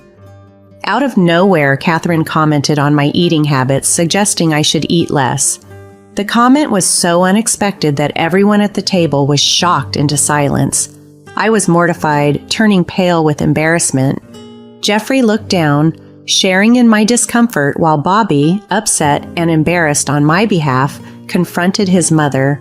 Catherine tried to backpedal, claiming she meant no harm and was just offering advice based on her observations of my past photos shared by Bobby. She implied I had looked better in the past, supposedly not intending to offend but to offer advice. Despite my efforts to stay calm and not create a scene, especially since it was my first time meeting Bobby's family, I couldn't help feeling irritated by Catherine's remark, which was both embarrassing and inappropriate. Keen to make a memorable impression, especially since I deeply adored Bobby, I found myself biting my tongue for the first time in a long while during that awkward dinner. In the face of Catherine's unwelcome advice, I managed nothing more than a polite smile and a thank you, burying my frustration and disbelief. As time passed, these uncomfortable encounters with Catherine became more frequent and intense. I held on to hope that once she saw how much I cared for her son and his happiness, she might ease off. Unfortunately, the opposite happened. Her antagonism only seemed to grow. Meanwhile, my relationship with Bobby's father, Jeffrey, blossomed. He was incredibly kind, and it was clear Bobby had inherited his gentle nature. The more I got to know Bobby's family and friends, including his childhood buddy Wayne, who was like a second son to Jeffrey and Catherine, the more welcomed I felt. Everyone, from his immediate to his extended family and his friends like Wayne, seemed to accept and support me with open arms. Everyone except Catherine. I was incredibly thankful for the warmth and support I found within Bobby's family circle. This support was a constant up to and including our wedding day, despite Catherine's best efforts to sour the occasion. She couldn't resist causing drama, attempting to dictate how I should look and even outright insulting me in front of my bridal party. She suggested my hair should mimic hers from her wedding day and went as far as to call me ugly when I expressed my preference. Though she tried to backtrack on her harsh words, the damage was done. It was not surprising given her past behavior, but it still stung. Catherine even compared herself to me, backhandedly complimenting me while simultaneously praising her youthful beauty.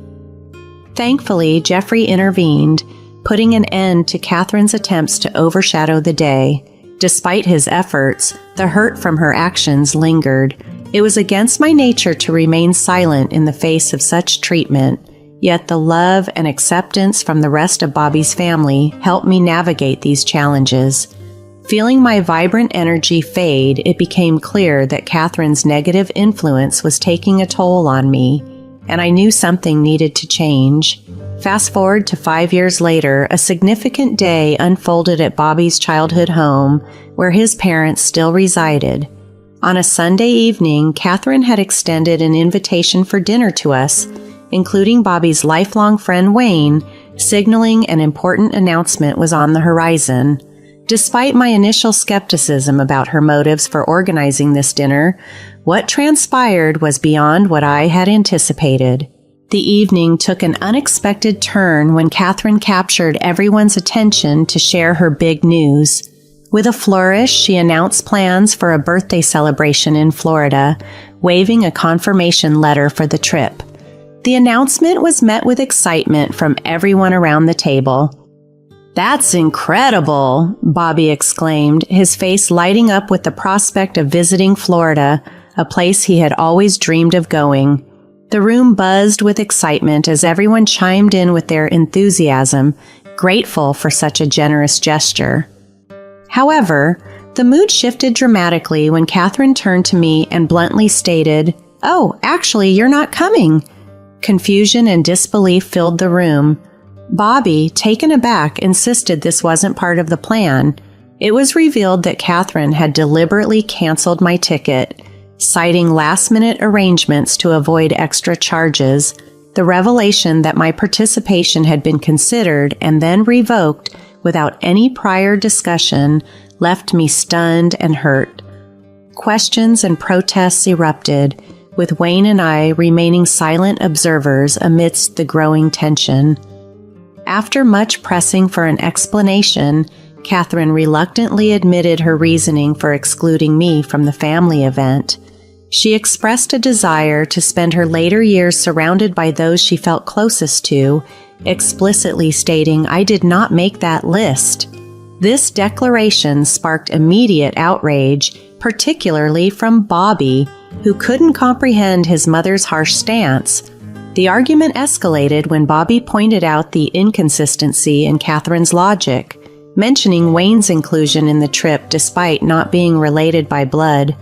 This comparison highlighted the absurdity of excluding me on such grounds, revealing the deep-seated bias Catherine harbored. This moment underscored the blatant favoritism and unfair treatment I faced, casting a shadow over the family dynamics and challenging the very notion of what it means to be considered a family.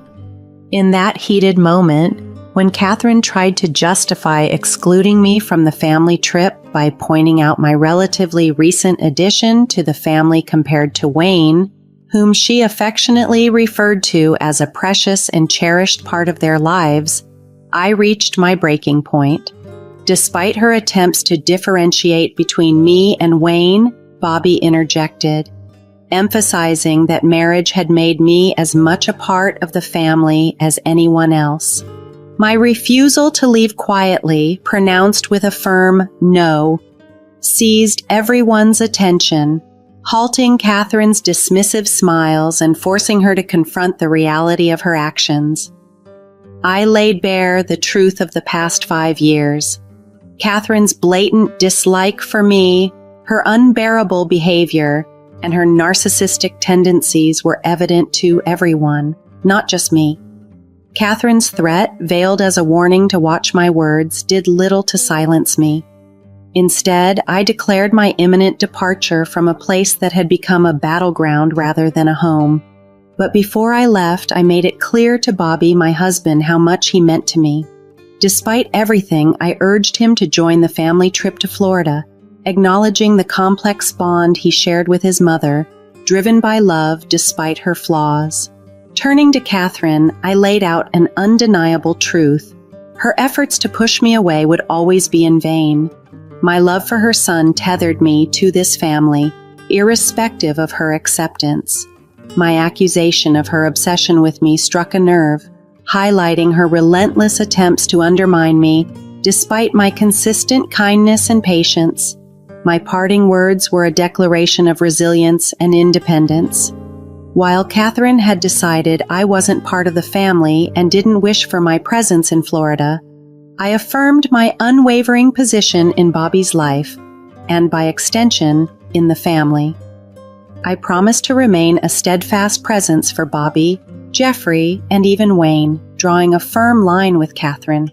This confrontation was not just a moment of defiance, but a turning point, underscoring my resolve to stand beside Bobby and the rest of the family, regardless of Catherine's machinations. In that moment of silence, as Catherine struggled to find words, I knew I had finally made an impact. Her usual quick retorts were nowhere to be found, leaving her speechless. I took my leave, bidding farewell to the family and sharing a tender moment with Bobby, who offered to drive me home. Despite his concern, I reassured him of my well-being, encouraging him to focus on the family discussion about the trip. Retrieving my purse from the kitchen, I encountered Catherine, who had seemingly retreated there, possibly to collect her thoughts after the confrontation. Her request for me to leave swiftly was expected, echoing her earlier sentiments with an added layer of animosity. Unfazed, I proceeded to grab my purse, only to notice a letter beside it, unmistakably in Catherine's handwriting. Initially, I assumed it was related to the Florida trip, and driven by a mix of curiosity and spite, I decided to glance at it. The letter, addressed to Wayne, began with affectionate words, portraying a deep bond between them. As I read further, the content took an unexpected turn, revealing Catherine's feelings of a diminished love for her son Bobby, in contrast to her enduring affection for Wayne. This revelation was shocking, suggesting a preference for Wayne over her son. Compelled by the letter's contents, I was caught between the impropriety of reading someone else's correspondence and the urgency of the revelations it contained. The letter shed light on underlying family dynamics that were far more complex than I had imagined. Realizing the significance of this discovery, I knew it couldn't be ignored. The weight of this information and its potential impact on the family dynamics led me to consider my next steps carefully. With everyone who needed to be aware of the letter's existence gathered in the house, I was faced with a critical decision on how to proceed, knowing that the contents of this letter could change everything. Now was undoubtedly the moment for decisive action. After scrutinizing the letter once more, just to confirm I hadn't misread or misunderstood its contents, the words remained unchanged. It was as significant and shocking as it had seemed at first glance. With the letter in hand, I returned to the dining room, immediately capturing the attention of the few who remained. Jeffrey, ever the peacemaker, was quick to extend an olive branch, apologizing for Catherine's behavior and reassuring me that I would be joining them in Florida. He attributed Catherine's actions to a temporary mood, confident he could persuade her to reconsider. However, his assurances weren't necessary. I had stumbled upon something far more pressing, a revelation that needed to be shared with Bobby, Wayne, and Jeffrey. The concern in Bobby's eyes was palpable, likely fearing that the recent events and the strain of dealing with his mother had pushed me to a breaking point. Our conversations about Catherine had often ended with him marveling at my patience and resilience, motivated by the deep love I held for him. a love that I assured him was strong enough to withstand any adversity. Catherine's absence was conspicuous, and when I inquired about her whereabouts, Jeffrey explained she had retreated to nurse a headache, presumably a consequence of our earlier confrontation. While her tendency to prioritize her routines over others was a familiar annoyance, this time it felt like an obstacle.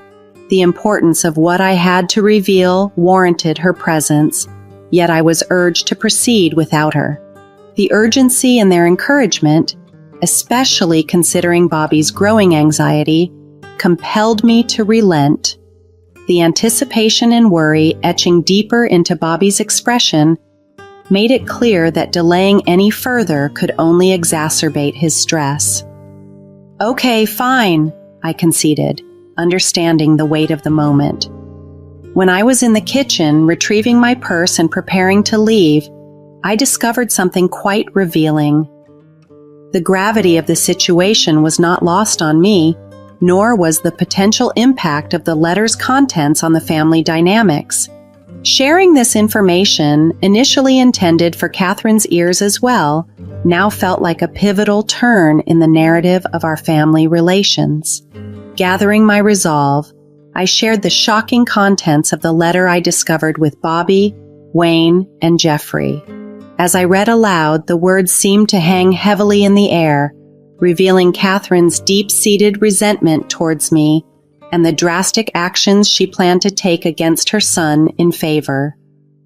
The letter detailed her preference for Wayne over Bobby, her decision to disinherit Bobby in favor of Wayne, and her unfounded blame placed on me for the supposed rift in her relationship with her son. The revelation was jarring, painting a picture of Catherine's bitter feelings and her readiness to sever ties with Bobby because of me. As I finished, the room was enveloped in a thick tension, each person processing the betrayal and hurt in their way. Jeffrey, a portrait of despair, seemed on the brink of tears. Wayne was visibly shocked, unable to grasp the full extent of Catherine's plans, but Bobby, overtaken by a storm of emotions, was the picture of fury and disbelief. Bobby's reaction was a mix of hurt and indignation, struggling to understand how his mother could attribute her drastic decisions to her disdain for me. It was a moment of harsh realization for all of us, confronting the extent of Catherine's manipulation and spite. The ensuing discussion was charged with emotion, with Bobby declaring his frustration with his mother's vindictive behavior. It was clear something had to be done about the toxic environment Catherine was cultivating. 3 weeks passed in the wake of this revelation, leading up to the day of the much-anticipated Florida trip. Unbeknownst to Catherine, a plan had been set in motion, a direct response to her divisive actions. On the morning of the departure, Catherine discovered a letter from Jeffrey by her bedside. It was a message of feigned normalcy, instructing her to meet the family at the airport, suggesting everything was proceeding as planned. With her belongings supposedly ready and waiting, Catherine hurried to the airport, filled with anticipation for the trip that she had orchestrated, not realizing the underlying dynamics that had shifted so significantly in the wake of her letter's discovery. Her search for her family at the airport was frantic, a physical manifestation of the confusion and isolation that her actions had sown within her own family. Catherine attempted to reach out to her family, assuming their silence was due to already being aboard the plane. Rushing to catch her flight, she held on to the hope of reuniting with them in Florida. After enduring the lengthy journey, she eagerly video called Jeffrey, expecting to kick off the celebrations together. However, the reality waiting for her was starkly different. Jeffrey broke the news that they hadn't gone to Florida at all. They were still at home. The reveal was made even more dramatic as Jeffrey showed Catherine the gathered family, all of whom were present at the house, a stark reminder of the unity she had tried to disrupt.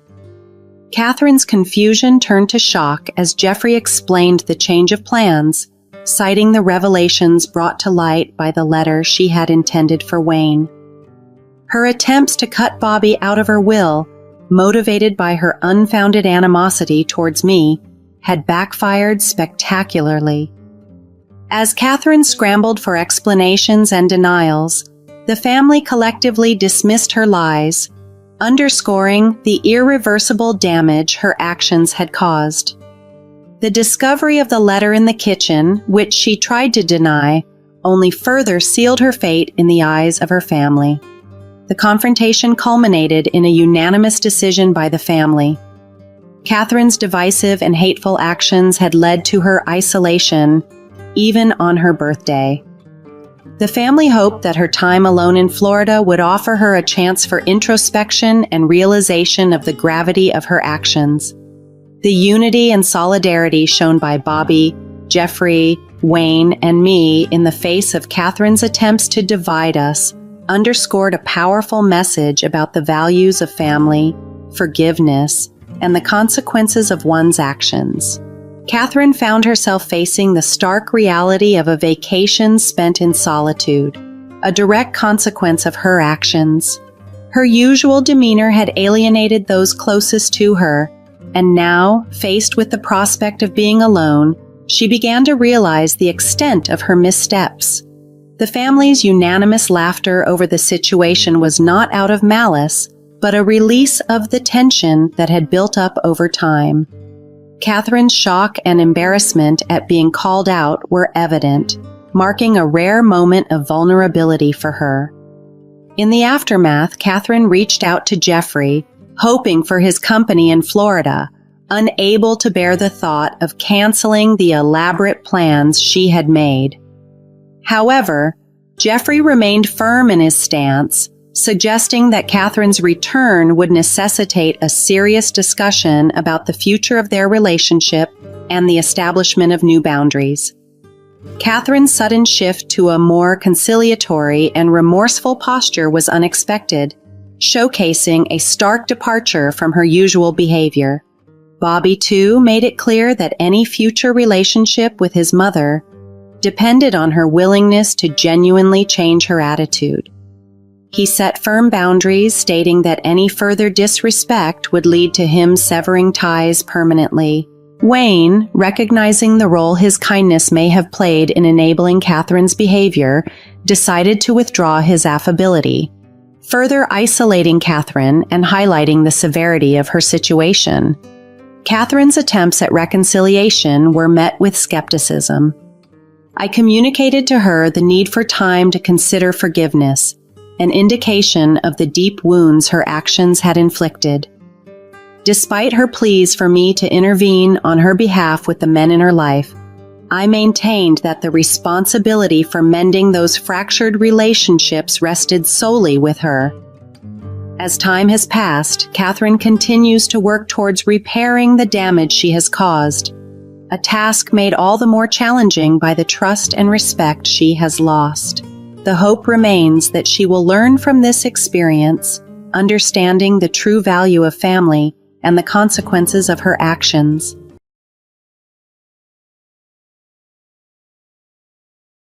Hey there, I'm Julia, and I've just hit the 42-year milestone. Ever since I can remember, working and earning my way has been a dream of mine. I've always yearned for independence, and thankfully I've managed to carve out that path for myself. From the moment I stepped into the professional world, being smart with money and seeking opportunities to grow financially were my top priorities. This drive didn't just appear out of nowhere. It's a value deeply rooted in my upbringing. My mom always stressed the importance of financial independence, especially as I ventured out to chase my dreams in corporate strategy analysis. Meeting my husband, Albert, was like a breath of fresh air. He's the kindest soul you could ever meet. However, I can't say I received the same warmth from my in-laws. Against all odds, and despite the lack of love from my sister-in-law, brother-in-law, and mother-in-law, Albert and I tied the knot. It's been 12 years now, and like any couple, we've experienced our share of highs and lows. Recently, though, I've felt a chill from Albert, and I can't help but think it's linked to some major news we received a few months back. I remember that day vividly. I had just come home from work, bursting with excitement over some fantastic news. As I stepped into the kitchen, Albert greeted me. "Hey, babe," he said. "Hey, honey," I replied, my voice bubbling with joy. "Guess what happened today?" His curiosity was piqued, and Albert urged me to share the news. And so I told him about the promotion I received at work, unable to contain my excitement and breaking into our signature happy dance. This dance isn't just any dance. It's a special tradition we've nurtured over our 12-year marriage, celebrating our happiest moments together, from our graduations and engagement party to our wedding and the news of our pregnancy. But as my dance wound down, I noticed Albert wasn't joining in. Confused and a tad disheartened, I asked him why he wasn't partaking in our happy dance. He sighed, a mix of disappointment and frustration in his voice, yet managed to muster, "I'm happy for you, babe." This response, unlike his usual enthusiastic participation, left me puzzled and contemplating the deeper issues possibly at play in our relationship. But Albert had his news to share that day, news that was far from good. "I got laid off," he said, his voice low, his head dropping in what seemed like a mix of sadness and shame. The room fell into an uncomfortable silence so thick, it felt like you could slice through it. I was at a loss for words, suddenly feeling guilty for my earlier excitement. My good news must have felt like rubbing salt in his wounds. "I'm so sorry, Albert. This is just heartbreaking," I said, trying to offer some comfort. "Yeah, well, that's life, isn't it?" he replied, trying to shrug it off. "They couldn't do anything about it. How about we go out tonight? Some meals might cheer you up." But Albert wasn't up for it. "I appreciate it, Julia, but I'm not really in the mood. I think I need some time alone. Congratulations, by the way," he added, making an effort to acknowledge my promotion. The following days were less tense, but a sense of discomfort lingered. It was clear that resentment was building up between us. Given the situation, it wasn't surprising that Albert might feel envious. He has always been somewhat traditional, preferring to be the sole breadwinner while envisioning a spouse dedicated to home care. However, that kind of lifestyle wasn't feasible for us, especially since we prioritized our children's education with private schooling. Plus, I've always believed in earning one's keep and achieving financial independence, values deeply ingrained in me since childhood. With my recent promotion, I was moving closer to securing a comfortable future for us. Albert's job loss remained a delicate topic.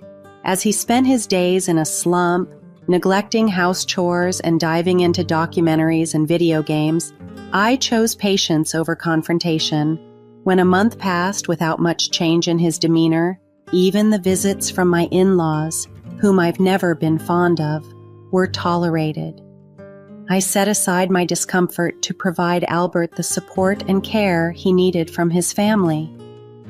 "It breaks my heart to see you this way, big bro," said one of them during a visit that brought my sister-in-law, brother-in-law, and mother-in-law all under our roof at the same time. Their presence tripled the tension, filling our home with a challenging atmosphere. I braced myself for their critical and snide remarks, all in the hope that their presence might offer Albert the solace he needed during this rough patch. To say I was taken aback by Roy's comment would be an understatement. "I'm shocked you were the one to get laid off. Honestly, I would have thought Julia would be in that spot before you," he said, leaving me bewildered by his outdated views. "You know, it seems more common for women to face layoffs, considering they're usually the ones at home with the kids and all. Why would it happen to you first?" Before I could challenge Roy's misguided thoughts, my loud mother-in-law burst into the room, her arms laden with food and drinks for Albert. The level of attention she lavished on him could make anyone think he was gravely injured, not just unemployed. "Oh, my poor baby, this is just devastating. I'm so upset," she exclaimed as if on the verge of tears. "It's a tough time, but I'm not at the brink of death, at least. Julia's been a huge support," Albert managed to say, attempting to lighten the mood. The room was filled with a mix of surprise and mockery. A wife supporting her husband? What has the world come to? Someone quipped, clearly echoing Albert's traditional beliefs. When Julia suggested, "Maybe it's time to get dinner ready. We'll be here a while," I felt a mix of frustration and exhaustion. I had just endured an extra long day at work, pushing myself to avoid any hint of slack after my recent promotion. The last thing we needed was another job loss in the family, so I always aimed to excel in my role, but this often meant coming home drained, still facing the expectation to cook, especially since Albert's layoff had left him in a low state, relying heavily on me for support. There were days I hoped for the comfort of a prepared meal upon arriving home. I gently asked Albert if he could manage dinner before I got back, hoping for a bit of relief on those particularly demanding days. Sometimes he agreed, but often the result was less than stellar, which was surprising given his culinary skills before his job loss. Cooking for a crowd was the last thing on my mind, especially since it was usually just Albert and me. And thankfully, our kids were staying with friends, easing the dinner burden slightly. Exhausted, I suggested an alternative. "I'm quite tired from work lately. How about we order in? There's a fantastic place that does amazing noodles." The proposal seemed to shock my sister-in-law and mother-in-law, their gasps theatrical, but I stood firm, hoping for a simpler solution to the evening's meal, one that could offer a break from the tension and the day's fatigue. As I suggested ordering food, my brother-in-law simply shook his head, a clear sign of disapproval, while Albert stayed silent, offering no support. The reaction from the room was swift and harsh. "How could you, Julia? We're your guests. We hardly ever visit because we're never invited, and this is the reception we get?" my sister-in-law exclaimed, visibly upset at the idea of not being served a home-cooked meal. "It's not like we asked for a banquet. And honestly, noodles just doesn't sound appealing," my mother-in-law chimed in, lamenting the loss of traditional values. "This younger generation's ideas are spreading, even affecting us. Julia, we understand you're busy and tired, but Albert is going through a tough time. As his wife, shouldn't you at least make us dinner?" Feeling cornered by their demands and to avoid further conflict, I conceded, despite my exhaustion. "I understand your family, not strangers I need to impress. But seeing as this is so important to you, I'll make dinner.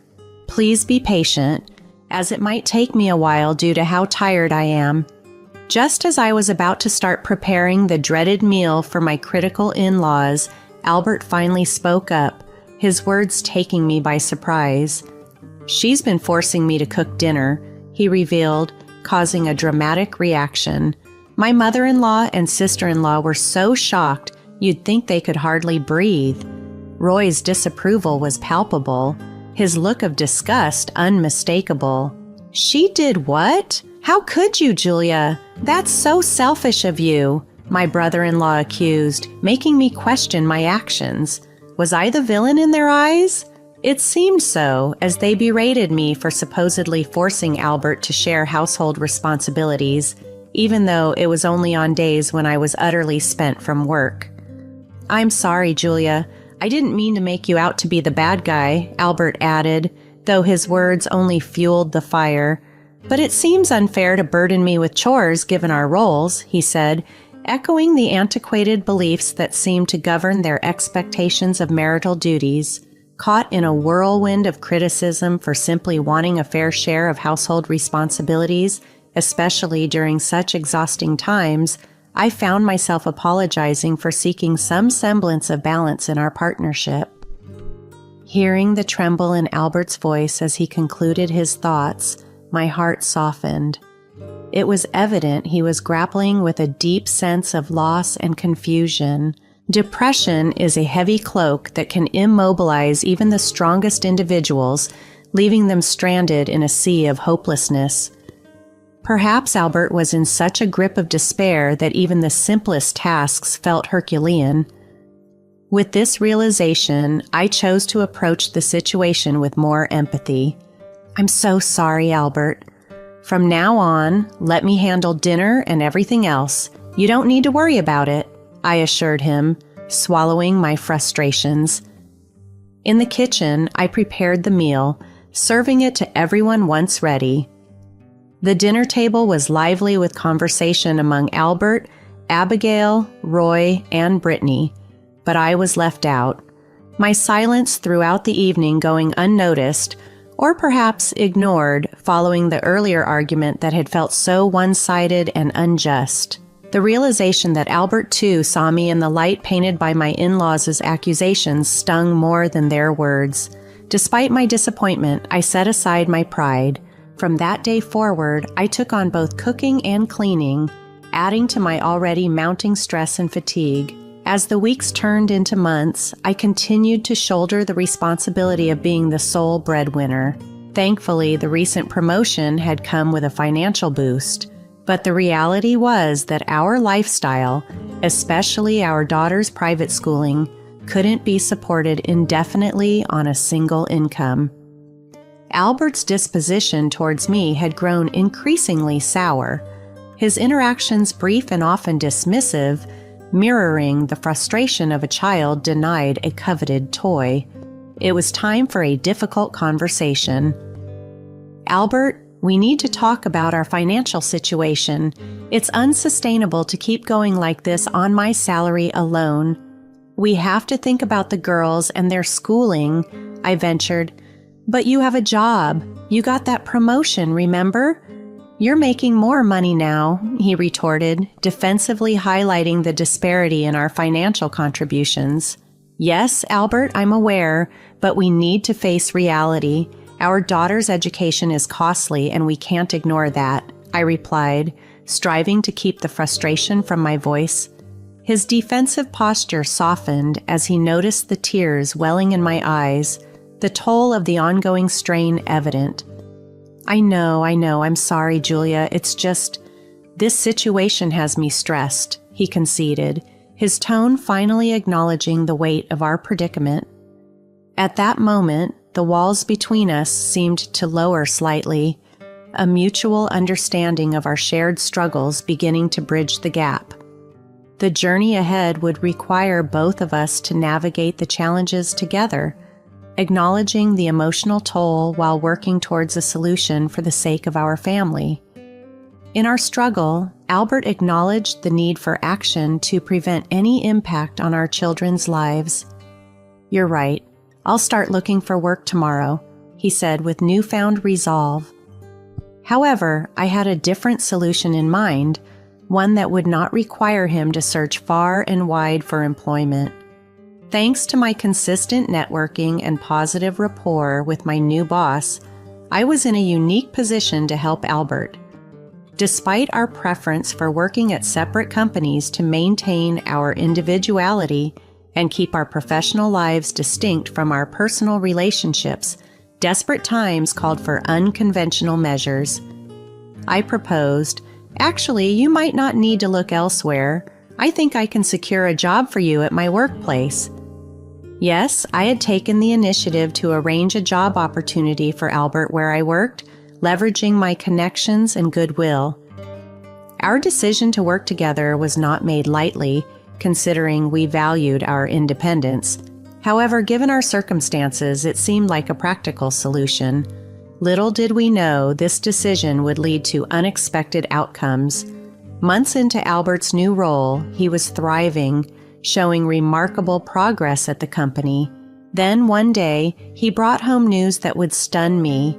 I've invited my mom, Abigail, and Roy over for dinner. I have some important news, he said, visibly excited. Following his request, I prepared dinner and welcomed our guests, anticipating the big reveal. During dinner, Albert announced his promotion, which was met with a chorus of cheers and happiness from everyone. Despite my initial surprise at his rapid advancement, I was caught up in the joy of his achievement and relieved to see him emerging from his previous state of despondency. Yet the celebration took an unexpected turn when Albert handed me a hotel key card. Assuming it was a thoughtful gesture for a celebratory night away from home, I expressed my gratitude, imagining how much I needed a break. But Albert's next words left me reeling. "No, it's not a hotel room for us. It's a hotel room for you." This development was as bewildering as it was shocking, a twist I hadn't anticipated, showcasing that the dynamics of our relationship and professional lives were about to enter uncharted territory. My confusion was palpable as I noticed my in-laws seemed oddly satisfied with the situation, almost as if they had meticulously planned everything leading up to this moment. "What's happening here?" I managed to ask, my voice barely above a whisper. Abigail took the lead, explaining that Albert had confided in them about his new job and how well he was doing. "We suggested to him," she said, "considering his recent success and bonuses, that it might be time for him to reevaluate his life and choices, especially in light of our last visit. We didn't appreciate your attitude then?" I was stunned. They were proposing, or rather, insisting, that Albert and I should take a break from each other because they believed I was mistreating him now that he was financially independent. The idea that my husband, my partner of 12 years, could entertain such a notion because of his family's malicious influence was heart-wrenching. Looking directly at Albert, my gaze filled with a mix of anger and betrayal. He quickly looked away, unable to meet my eyes. His family, on the other hand, seemed to relish the turmoil, suggesting it was for the best since Albert was now the primary earner. "So you're essentially kicking me out of our home?" I asked, incredulous. The response was cold and unyielding, emphasizing the outdated notion that the man, as the head of the household, had the final say, regardless of our joint contributions. The injustice of the situation ignited a fury within me I hadn't known I possessed. Without a word, I stormed off to pack some belongings, my emotions a turbulent mix of sadness, anger, and disbelief. I found refuge at my best friend's house, where the night was spent in tears and confusion, pondering how things had reached such a low point. However, as the initial shock began to wane, my despair transformed into determination.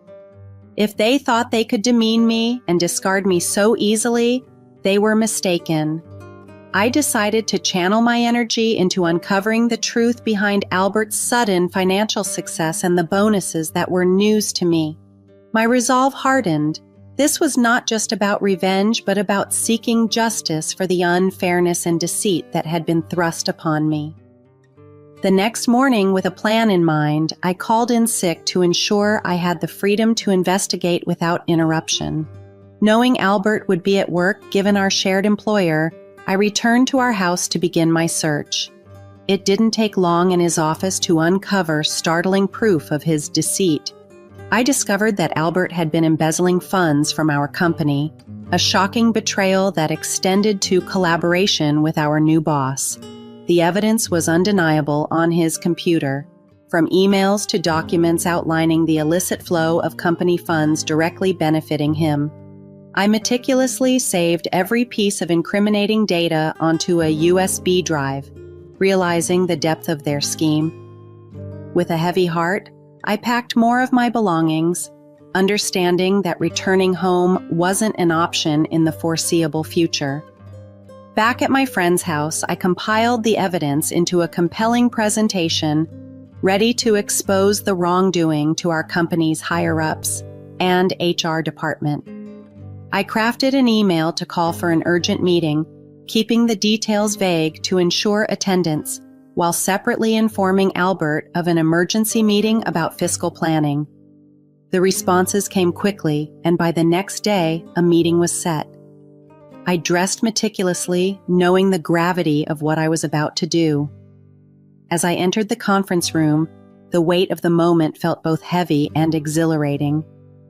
My husband and our boss arrived last, their faces betraying a hint of panic at the sight of the company's leadership gathered. I took control of the meeting, systematically laying out the evidence of their embezzlement. The room's atmosphere shifted from curiosity to shock, then to outrage as the reality of their actions sunk in. Albert and the boss, now visibly unnerved, faced the collective scorn of their colleagues. One executive even voiced the grim future that awaited them, suggesting jail time for their crimes. Throughout, Albert's glares cut through me, his eyes filled with anger and betrayal. Yet, despite the personal turmoil, I stood firm, driven by a sense of justice for the company and myself. This moment wasn't just about revenge.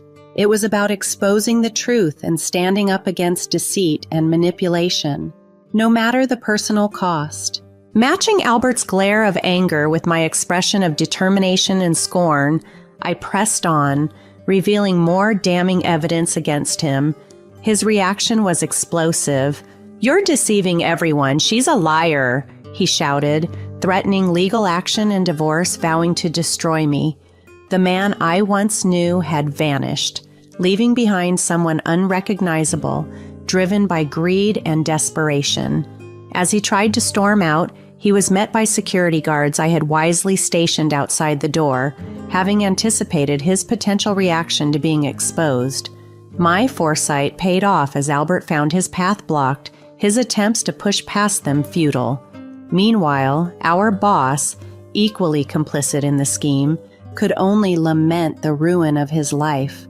After presenting all the evidence I had gathered, the outcome was inevitable. Both Albert and our boss were dismissed from their positions and faced legal charges for embezzling funds.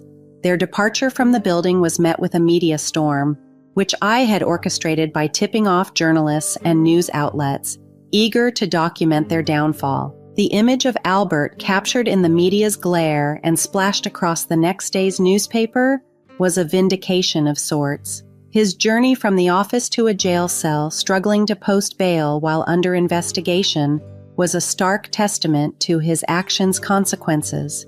Moreover, the unfolding investigation suggested that the scheme's roots ran deeper, implicating my brother-in-law Roy, who had provided IT support for their illicit activities. The pieces of the puzzle began to fit together, explaining my in-laws' eagerness to oust me from my home. They weren't just dismissing me out of disdain, they were removing an obstacle to their criminal enterprise. The revelation that my mother-in-law and sister-in-law might also be involved added another layer of betrayal to the ordeal. With Roy likely facing a future similar to Albert's, the extent of their familial conspiracy was laid bare. Their collective downfall was a harsh but necessary consequence of their actions, marking a turning point in uncovering and addressing the full scope of their deceit and embezzlement. In the wake of these revelations, I can't help but sense the panic that must be coursing through my mother-in-law and sister-in-law. They know it's only a matter of time before their involvement comes to light. These recent months have been a whirlwind, yet I find myself grateful for unearthing such critical information when I did, preventing even more damage. My actions in exposing this deception, including that of my husband and his conniving family, have not gone unnoticed. In an unexpected turn of events, my company's leadership reviewed my contributions and, recognizing my diligence and achievements, offered me a significant promotion. I'm stepping into my former boss's role, a position that not only acknowledges my efforts but also comes with a considerable pay increase and bonuses. I'm thrilled to start this new chapter next week. The next logical step for me is initiating divorce proceedings. Staying married to someone embroiled in criminal activities is out of the question. I'm confident that the custody of our children won't be a contentious issue. Given my stable financial situation, maternal status, and untarnished legal record, in contrast to the crimes and betrayals of their father, the path seems clear. I'm genuinely excited about what lies ahead. This new beginning marks a significant shift in my life, one filled with promise and devoid of the deceit that clouded my recent past. It's a stark reminder that actions have consequences, and in this case, it appears everyone is receiving their just desserts.